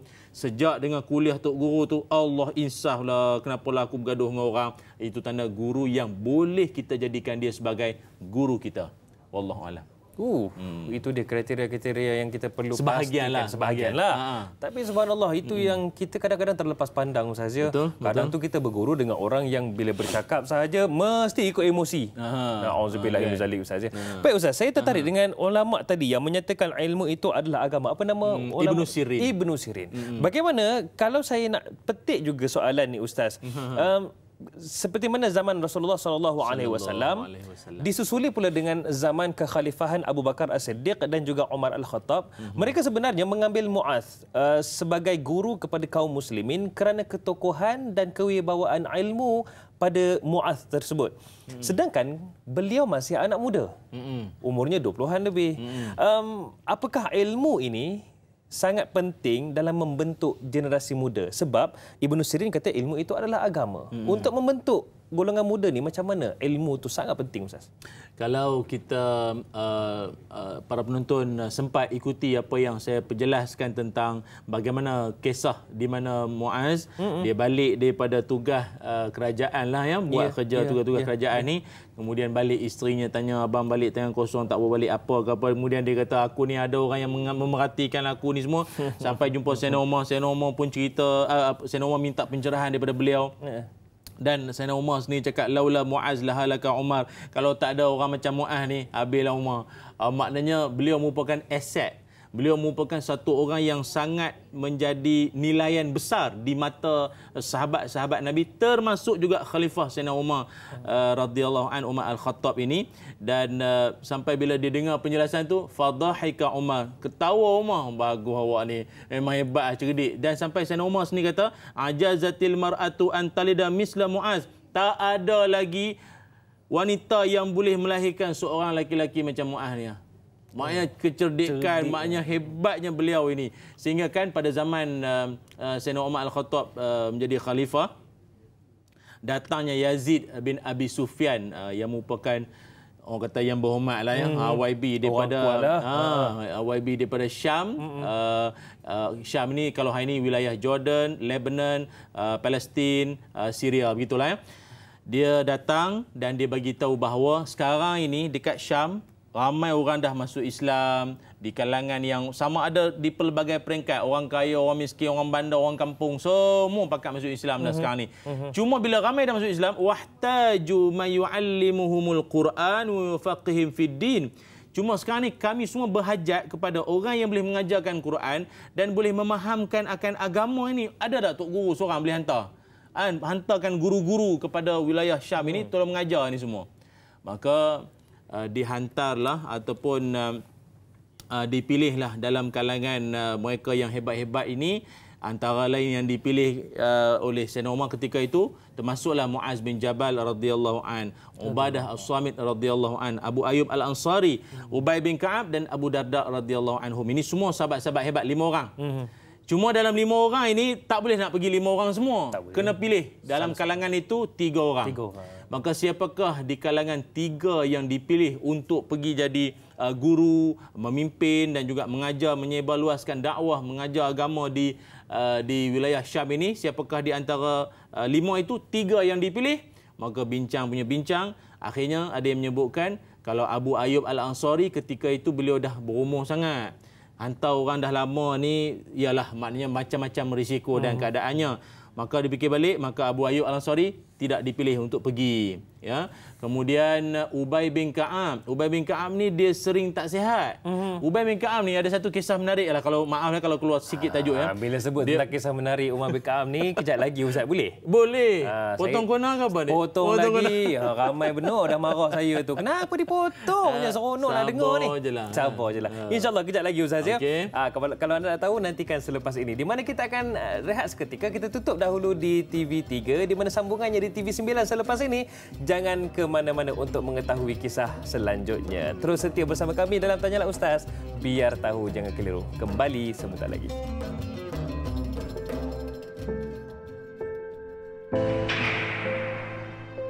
Kenakah saya memohon taubat kepada Allah? Sedangkan saya telah pun dikenakan tahanan dalam penjara atas kesalahan saya. Adakah Allah menerima taubat orang yang melakukan kejahatan? Saya ada satu soalan. Jawapannya dalam Tahanan Tanya Ustaz menerusi Tanyalah Ustaz, Jalan ke Syurga, 6.30 pagi di TV3 dan TV9.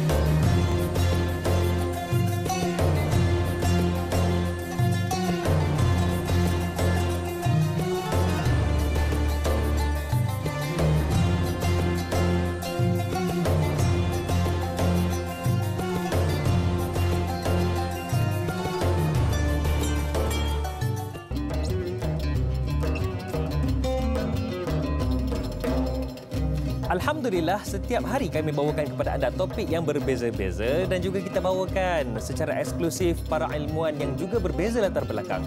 Namun tujuan dan objektifnya sama. Kita nak bawakan kefahaman dan juga pencerahan berkaitan dengan permasalahan dalam kehidupan kita. Itulah keistimewaan Tanyalah Ustaz, biar tahu jangan keliru. Hari ini pencerahan berkaitan dengan sirah salah seorang sahabat Rasulullah SAW yang bergelar sebagai salah seorang penulis wahyu, iaitu Sayyidina Mu'adz bin Jabal.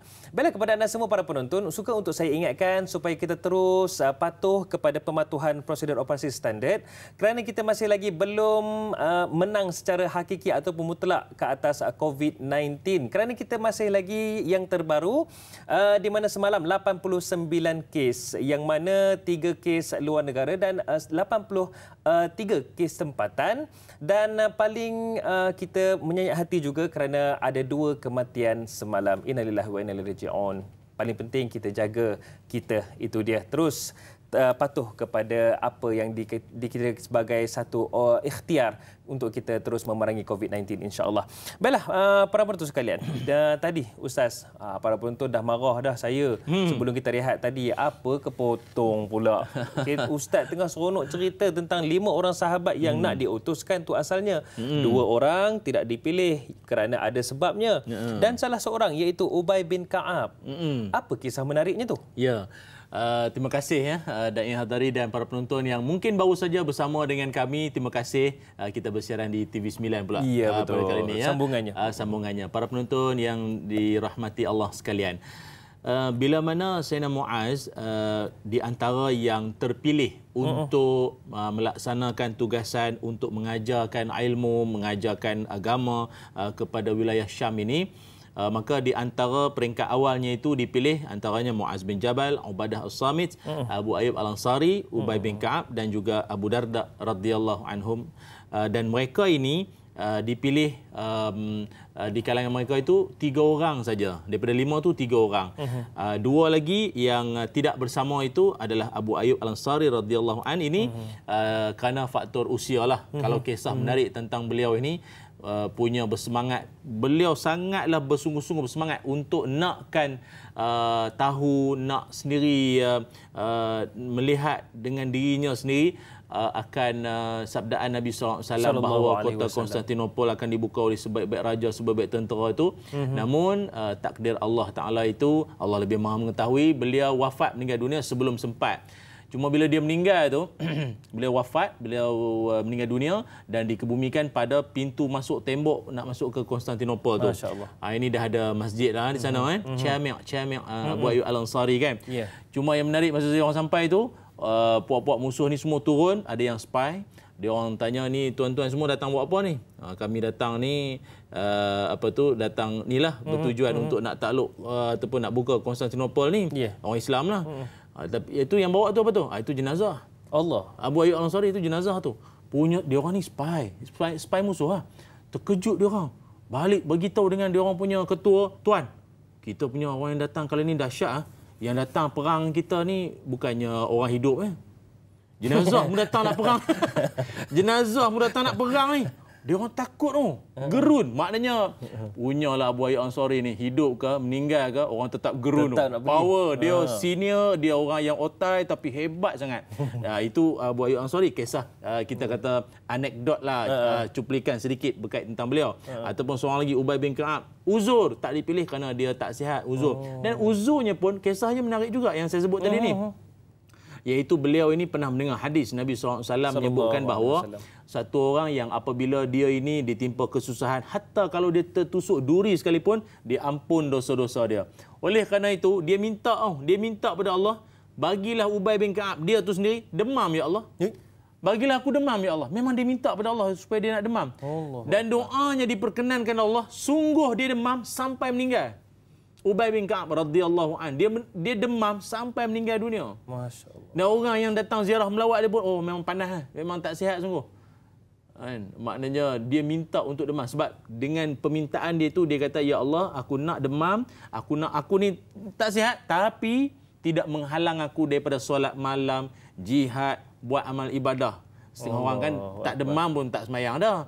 Ini demam ke, aku sakit macam mana pun, solat ke, ibadah aku, jihad aku tak terhalang langsung. Tetap maintain macam biasa. Demam-demam pun. Sebab dia nakkan rebut pahala tu. Walau sakit dapat pahala, diampun dosa tu yang dia nak tu. Sakit pahala, ibadat sunat pahala. Oh, hebat. Itu hebat. Jadi akhirnya terpilihlah 3 orang saja. Muaz bin Jabal, Abu Darda, dan juga Ubadah As-Samit radhiyallahu anhum ini, mereka terpilih. Dan Sayyidina Umar pun ada mengaturkan perjalanan mereka ini, maknanya bermula daripada atas kawasan Homs ataupun Hims itu, Ubadah As-Samit, ataupun di bahagian utara Syria. Kemudian turun ke bawah sikit bahagian Damsyik, itu kawasan Abu Darda, maknanya beliau menjadi qadi mufti pertama di Damsyik. Dan yang ketiganya di Palestin, siapa? Kalau bukan Sayyidina Muaz bin Jabal. Dia mengajarkan, dia menyampaikan ilmu di sana di Palestin, iaitu Sayyidina Muaz, sampailah beliau wafat, meninggal dunia. Ada baik. akibatnya. Yang wafat tu kejap lagi kita cerita. Okey. Seronok pula Ustaz ya. Sebab apa? Anak muda yang namanya Muaz bin Jabal ni begitu hebat, antara 5 orang sahabat yang dicalonkan untuk pergi jauh, diutuskan tu. Subhanallah. Baiklah Ustaz, bila sebut tentang orang yang hebat ni, mesti akan ada iri hati. Kita nak tanya juga tu. Macam soalan Rahimah Saud ni di Facebook. Katanya, Assalamualaikum Ustaz Ilyas, Da'i Hadari dan kru-kru. Waalaikumsalam. Pernahkah timbul sifat dan sikap iri hati ataupun hasad dengkilah para sahabat terhadap Sayyidina Muaz? Rasa macam, rapat dengan Rasulullah, macam itu kan. Disebabkan kasih sayang Rasulullah terhadapnya. Bagaimanakah penerimaan beliau setelah ditegur oleh Rasul yang mulia setelah beliau membaca surah yang panjang semasa menjadi imam? Ini pun ada kisah juga. Cerita sikit Ustaz. Ya, baik. Terima kasih para penonton yang dirahmati Allah sekalian dan juga sahabat kita yang mengajukan soalan. Ya, Nabi Muhammad SAW, baginda Nabi bila menyayangi para sahabat, bukan sekadar para sahabat saja, dalam kalangan ahli keluarga sendiri pun masing-masing semua Nabi memberikan kasih sayang tu secara adil, kan?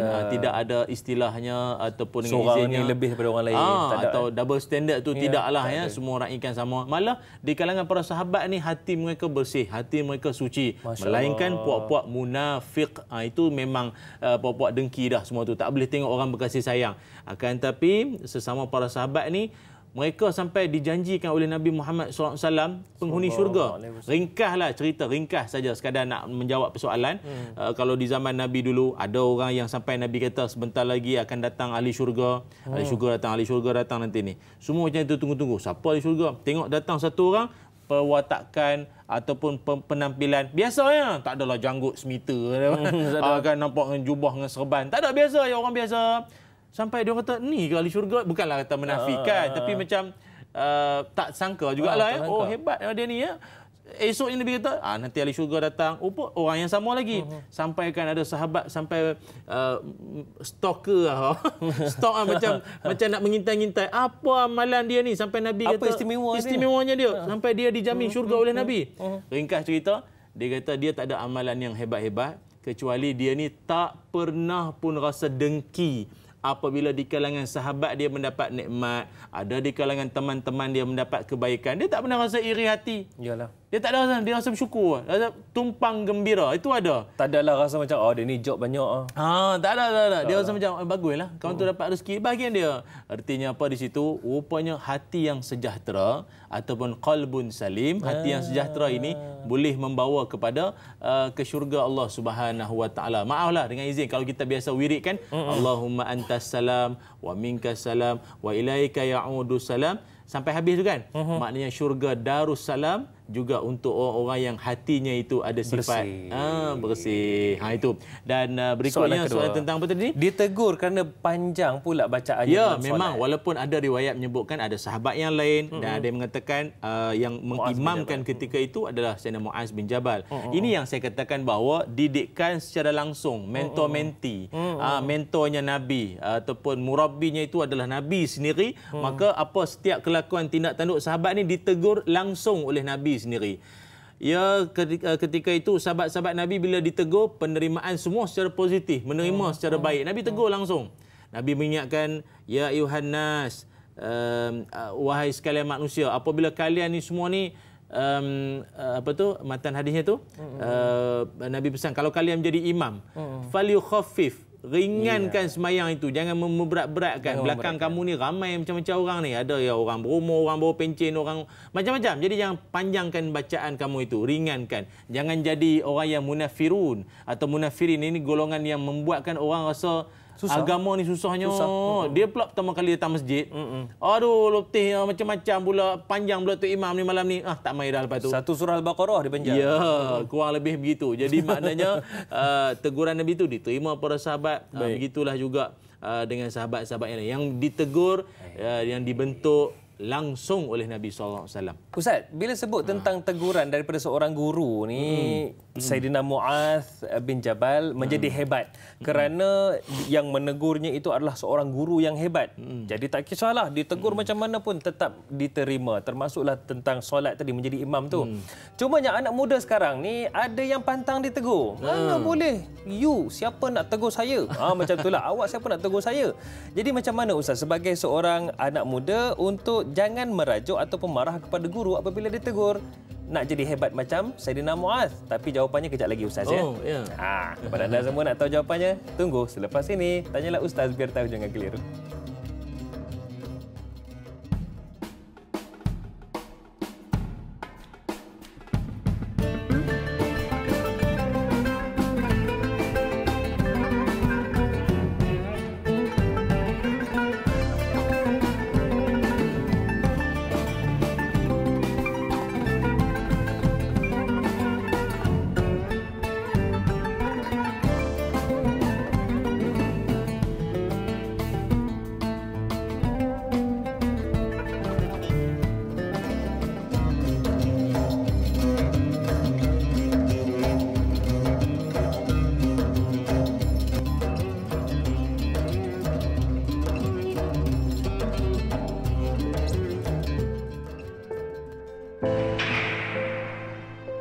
Kenakah saya memohon taubat kepada Allah, sedangkan saya telah pun dikenakan tahanan dalam penjara atas kesalahan saya? Adakah Allah menerima taubat orang yang melakukan kejahatan? Saya ada satu soalan. Jawapannya dalam Tahanan Tanya Ustaz menerusi Tanyalah Ustaz, Jalan ke Syurga, 6.30 pagi di TV3 dan TV9. Alhamdulillah, terima kasih kerana terus setia bersama kami dalam Tanyalah Ustaz, biar tahu jangan keliru. Para penonton sekalian, berkaitan dengan video klip yang anda saksikan tadi, jangan terlepas untuk tonton Tanyalah Ustaz, Tahanan Tanya Ustaz, edisi khas bulanan bersama dengan Jabatan Penjara Malaysia, bermula 4 Oktober dengan tajuknya Jalan ke Syurga, bersama dengan yang berbahagia Ustaz Roslan Muhammad dan Da'i Anas yang akan merungkai segala kemusykilan dan persoalan daripada tahanan penjara di Sungai Buloh. Dan insya-Allah mudah-mudahan anda semua dapat pencerahan dan saksikan insya-Allah. Baiklah, baik, kembali kepada persoalan kita Ustaz, di mana kita masih lagi membicarakan tentang Mu'adz bin Jabal, salah seorang sahabat Rasulullah yang hebat ini. Saya tanyakan tadi Ustaz, kita ni orang muda zaman sekarang ni pantang ditegur Ustaz. Kadang tu merajuk. Dan saya rasa elok juga kita bawakan jawapan tersebut, menjawab soalan daripada yang sama juga soalan ni daripada Muhammad Yu'am Rizaili di Facebook ni. Katanya, soalan saya, bagaimanakah kita dapat melahirkan generasi muda hari ini yang sehebat Mu'adz bin Jabal yang rapat dengan Rasulullah ni? Silakan. Baik, terima kasih sahabat kita yang mengajukan soalan menerusi Facebook ya. Para penonton yang dirahmati Allah sekalian. Dalam kita menuntut ilmu ini, banyaklah adab-adab yang diajarkan oleh para alim ulama, orang-orang soleh terdahulu untuk meraih keberkatan dalam ilmu ini. Namun dalam kesempatan ini saya nak sebutkan dua antara adab penting yang boleh saya jadikan ataupun saya boleh berikan dia sebagai panduan untuk kita bersama. Pertama sekali, la takhayyarul majalis. Jangan kau memilih-milih majlis ilmu. Memilih-milih majlis ilmu ini termasuklah memilih-milih guru. Tadi bukan Ustaz kata nak pilih guru, nak berguru ni kena pilih, ya betul. Sekarang ni bila kita dah ada guru tu pula, jangan nak memilih-milih pula guru. Dia pilih guru dalam erti kata apa? Oh, kalau guru tu famous, masyhur, kerap masuk TV, ini kita ramai datang. Ceramah perdana pun penuh masjid sampai keluar, sampai tempat selipar, tempat kasut, rak kasut pun bukan rak kasut dah, orang situ. Ramai cerita pasal kita dah. Sebab apa? Yang datang ni Ustaz TV. Jadi ramai orang. Jangan macam tu. Sama ada dia ustaz TV ke, ustaz CCTV ke, tetap kena hadir selagi dia mengajar ilmu yang hak, ilmu yang benar. Ya. Ahli sunnah wal jamaah lah. Maknanya berdasarkan ilmu yang betul, maka kena hadir. Sebab disebutkan dalam Tazkiratus Sami', kata Imam Al-Ghazali, orang yang hanya hadir dalam majlis guru yang masyhur, guru yang popular, maka itu adalah bentuk kesombongan. Sombong. Kalau guru-guru, orang panggil apa, guru yang domestik ni lah. Guru tempatan yang lokal ni dia tak apa sangat. International mai datang ni dia ramai sikit. Ini import ni. Tak mau macam tu. Tak mau macam tu. Ini ustaz selalu dah jumpa kat pasar tani lalu. Kan? Jadi tak datang pun tak boleh. Ilmu kan bukan soal dia, batang tubuh dia tu. Ilmu dia. Tu yang pertama. Adab kan? Jangan memilih-milih. Asal guru itu membawa ilmu saja, pergilah pada kelas-kelasnya. Tu yang pertama. Yang keduanya, ini bagi menjawab soalan yang tadi Da'i hadiri juga, yang respon juga daripada soalan Facebook tadi ni. Janganlah kita merajuk dengan guru. Guru ni sememangnya macam-macam perangai. Dia dalam menuntut ilmu ni, satu antara prinsipnya adalah ramaikan guru. Apa tujuan ramaikan guru? Supaya kita berlapang dada. Dia kalau satu orang guru saja dibimbangi, akan mudah terjerumus jadi taksub. Allah. Jenis ustaz kami, sikit-sikit ustaz kami. Ustaz saya ingat ustaz awak seorang. Dia jadi takut, dia bimbang, dia jadi taksub. Guru tu tak ada masalah, dia tu taksub pada guru satu orang je. Sebab tu kena ramaikan guru. Sebagai contoh Ibnu Katsir, guru dia ramai. Dia tu dah hebat dah. Guru dia ramai. Ibnu Taimiyah, Al-Mizi, Az-Zahabi, Ibnu Syahwah, Al-Fazari. Ini guru-guru dia, ramai guru dia. Dan penting juga dalam kita menuntut ilmu, setiap kerenah guru, sama ada guru tu jenis melenting ke, marah ke, tegur ke, tak kan, masa mencuka muka dia ke apa, maka janganlah mudah sangat merajuk. Ada satu pesanan orang alim dulu, dia kata, malam yasbir ala dhuli ta'lim baqiya umruhu fi amayatil jahalah. Kata orang alim dulu berpesan pada kita, siapa-siapa yang tak bersabar untuk tawaduk dalam pembelajaran, maka dia akan kekal dalam jahil. Allahu Akbar. Siapa yang tak sabar untuk tawaduk dalam menuntut ilmu, kena marah, kena tegur, salah tu. Kadang guru tu muda pada kita pula. Tercabar kita. Tercabar. Dulu kalau ingat belajar Mesir dulu, masa nak ambil sanad Quran dulu kan. Guru tu dia muda sikit. Jadi dia mengajar kita. Dia kalau macam 1-2 silap, dia kata barah. Barah keluar, balik lah. Baru nak pergi tempat dia 2 kali bah tau. 2 kali bah. Jaga air semayang daripada rumah tau. Jauh perjalanan. Mesti lu ingat jauh. 2 kali bah nak pergi mengajar dengan dia. Baru berapa baris baca ayat, dia kata barah balik. Bahasa beratur panjang lagi. Dia kata balik. Sabar je lah. Kalau orang lain kata aku tak mai dah, tobat aku tak mai dah. Tak boleh. Menuntut ilmu, sabar dan tawaduk dalam menuntut ilmu. Kalau tidak, kekal dalam kejahilan. Itu sifat dia. Itulah Ustaz, nak dapat sabar tu bukan senang Ustaz. Allah. Guru macam-macam perangai kan. Ada setengah, mari lewat kunci pintu. Malah tak boleh masuk dah. Apa punya guru macam ni? Apa nak buat cara dia? Itulah. Sabarlah. Susah nak dapat sabar tu walaupun namanya sabariah. Tak itulah. Tapi belum tentu kan. Belum tentu. Okey Ustaz, banyak kita bincangkan hari ini tentang Mu'adz bin Jabal. Satu soalan yang mungkin juga Ustaz boleh ceritakan sebagai mungkin awal sebelum kesimpulan lah. Bagaimana dalam kita sebagai umat Islam ini, keutamaan kita menuntut ilmu. Bahkan mulianya Mu'adz bin Jabal kerana ilmunya sehingga diutuskan Nabi SAW hingga ke Yaman. Dan subhanallah, walaupun matinya dalam keadaan muda, mungkin Ustaz boleh ceritakan juga, dalam umurnya 33 tahun, begitu banyak sumbangannya kerana ilmu daripada Rasulullah SAW. Jadi kena semangat menuntut ilmu itu dikobar-kobarkan. Apa pesanan Ustaz? Ya, baik. Terima kasih para penonton yang dirahmati Allah sekalian. Semangat yang ada pada Sayyidina Mu'adz bin Jabal radhiyallahu an ini, satu sifat yang boleh kita jadikan sebagai tauladan ialah mulazamah. Mulazamah ni adalah satu sikap senantiasa. Dia macam ni. Orang yang menuntut ilmu ni, kalau tuan-tuan perasan, hatta kalau tak tuan-tuan sendiri pun, secara peribadi saya sendirilah, saya perasan. Kalau jenis orang penuntut ilmu ni, kita pergi mana pun, contohlah kalau saya maklumkan dekat Facebook, tuan-tuan malam ni saya ada kuliah di masjid sekian-sekian, ataupun esok saya ada ceramah di dewan sekian-sekian. Muka tu, Muka tu mana pergi pun. Muka tu. Dia jenis kalau katalah malam tadi kita kuliah perdana dekat masjid sekian. Esok di dewan esok muka dia, Ustaz, semalam Ustaz ada sebut ni, pagi ni Ustaz ni ya. Contohlah, maknanya dia mengimbau, dia lagi datang. Nak bagi tahunya apa? Itu salah satu contoh mulazamah. Senantiasa dia ikut kita, sama ada kuliah secara langsung ataupun secara dalam atas talian ke. Maknanya bagi dia rasa hidup dia tak tenteram kalau tak disuburi dengan ilmu. Inilah juga yang berlaku kepada Sayyidina Muaz bin Jabal. Kalau boleh saya sebutkan juga. Silakan. Sehingga kan akhir hayat beliau, pernah Yazid bin Umairah menceritakan detik-detik akhir Muaz bin Jabal radhiyallahu an sebelum wafat, sebelum meninggal, tapi dah dalam keadaan yang kurang sihat pada ketika itu.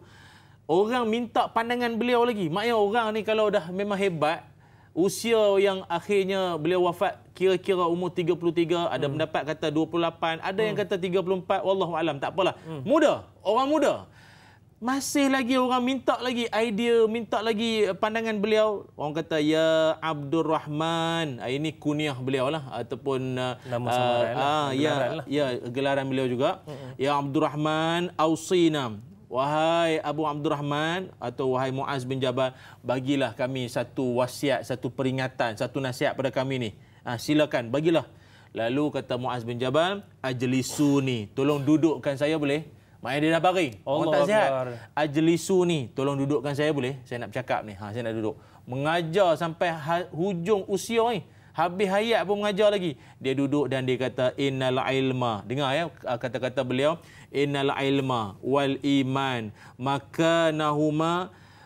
Dia kata, sesungguhnya ilmu dan iman ada kedudukannya. Ilmu dan iman ada kedudukannya. Artinya dalam kita masyarakat, kata Sayyidina Muaz, orang yang ada ilmu, orang yang ada iman, itu akan ada nilai dia itu. Orang berilmu, ada nilai dia. Orang yang memiliki iman, ada nilai dia. Bagilah duit bawah meja, duit tepi meja pun, tak. Iman jaga. Autopilot jaga dia. Walaupun tak ada yang berceramah kat dia, jangan ambil duit. Tak. Dia daripada dalam. Tu iman dia berfungsi. Maaf ya, iman dia tidak mandul. Iman dia berperanan, ada function di situ. Lalu sambungannya dia kata, mani batarahuma wajadahuma. Siapa-siapa yang berusaha untuk mendapatkan ilmu dan iman, dia akan dapat. Masya-Allah. Siapa yang berusaha untuk dapatkan ilmu dan iman, dia akan dapat. Syarat usaha di situ. Ini satu pesanan wasiat yang dikatakan antara wasiat terakhir beliau lah yang sempat beliau tinggalkan, dan kata-kata tadi diulang sebanyak 3 marat. 3 kali dia ulang. Artinya sama. Iman dan ilmu, dua elemen penting dalam hidup kita. Kesimpulan daripada Ustaz Muaz bin Jabal, salah seorang anak muda yang jiwanya besar walaupun usianya muda, sebagai salah seorang yang dilantik oleh Rasulullah SAW sebagai penulis wahyu, bahkan duta yang sangat hebat. Satu kesimpulan daripada Ustaz, silakan. Terima kasih ya para penonton yang telah pun menyaksikan, menonton Tanyalah Ustaz silibus sirah pada kali ini, iaitu kita membawakan Sayyidina Muaz bin Jabal radhiyallahu an ini, seorang tokoh yang patut dijadikan teladan, sehinggalah akhir hayat beliau meninggal dunia. Beliau meninggal dalam keadaan terkena wabak ta'un di kawasan Amwas pada waktu itu. Dan mungkin kalau ada orang tanya, loh, sahabat Nabi pun meninggal kena wabak ta'un. Sekarang kita banyak membicarakan tentang pandemik COVID-19, wabak ini. Jadi kita tidak nafikan, hatta orang soleh pun, kalau orang masjid sekalipun meninggal akibat penyakit, ini semua izin Allah. Betul ke sahabat Nabi ni pun Allah tak jaga ni semua. Tuan-tuan, kalau baca dalam sirah maupun sejarah, sahabat Nabi yang meninggal dunia, wafat akibat daripada wabak ta'un ini ataupun ta'un amwas atau kolera lah bahasa hari ini, mana mereka itu meninggal dunia jumlahnya tidak sedikit, iaitu 25,000 sahabat Nabi kurang lebih yang meninggal dunia akibat wabak tahun ini. Dan salah seorang daripadanya ialah Muaz bin Jabal, antara lain Abu Ubaidah Al-Jarrah, dan ini merupakan ketentuan daripada Allah Subhanahu Wa Taala. Tapi yang pastinya kehidupan beliau sangatlah boleh dijadikan sebagai panduan dan pedoman kita, seorang tokoh yang menyanjung ilmu itu sebagai keutamaan, dan ilmu dan iman itulah perjuangan kita hingga menuju syurga. Amin ya rabbal alamin. InsyaAllah, sebagai penutup, doa daripada Ustaz, silakan Ustaz. Baik, bismillahirrahmanirrahim. Allahumma salli ala sayyidina Muhammad wa ala ali sayyidina Muhammad. Allahumma inna nas'aluka ilman nafi'a wa rizqan tayyiba wa amalan mutaqabbala. Allahumma aftah lana qulubana fi talabil ilmi warzuqna ikhlasu fihi wal amalu bihi wan nashru bihi hatta ya'tiyana al yaqin. Allahumma inna na'udzubika minal barasi wal junun wal juzam wa min sayyi'il asqam. Ya Allah, kurniakanlah kami ilmu yang bermanfaat, rezeki yang baik dan amalan yang diterima. Bukakan hati kami untuk kami menuntut ilmu, mengamalkan ilmu dan seterusnya menyebarkan ilmu dengan ikhlas. Ya Allah, jauhkan kami daripada segala bentuk wabak penyakit gila, penyakit kusta dan juga wabak-wabak yang berbahaya ya Allah. Wassallallahu ala sayyidina Muhammad walhamdulillahirabbil alamin. Amin ya rabbal alamin. Terima kasih yang berbahagia Ustaz Ilyas Ismail kerana sudi untuk berkongsi ilmu. Insya-Allah kita akan bersama lagi Ustaz. Amin insya-Allah. Nanti kita live sama-sama di media sosial insya-Allah. Baiklah para penonton sekalian, jangan lupa untuk anda tonton Tanyalah Ustaz biar tahu jangan keliru. Esok bersama dengan Dai Azrin sebagai moderator dan juga panel kita yang berbahagia Ustaz Muhadir Haji Jol dan topik yang sangat istimewa, ibadah, adab dalam beribadat. Dalam ibadat pun ada adabnya insya-Allah. Sultan Muhammad Al-Fatih menggegar dunia, menggegar Rom ketika umurnya 21 tahun. Mu'adz bin Jabal menjadi salah seorang sahabat Rasulullah yang hebat seawal umur belasan tahun. Didik dan bimbinglah anak muda kita kerana aset agama kita. Saya Dai Hadari mohon permisi undur diri. Assalamualaikum warahmatullahi wabarakatuh.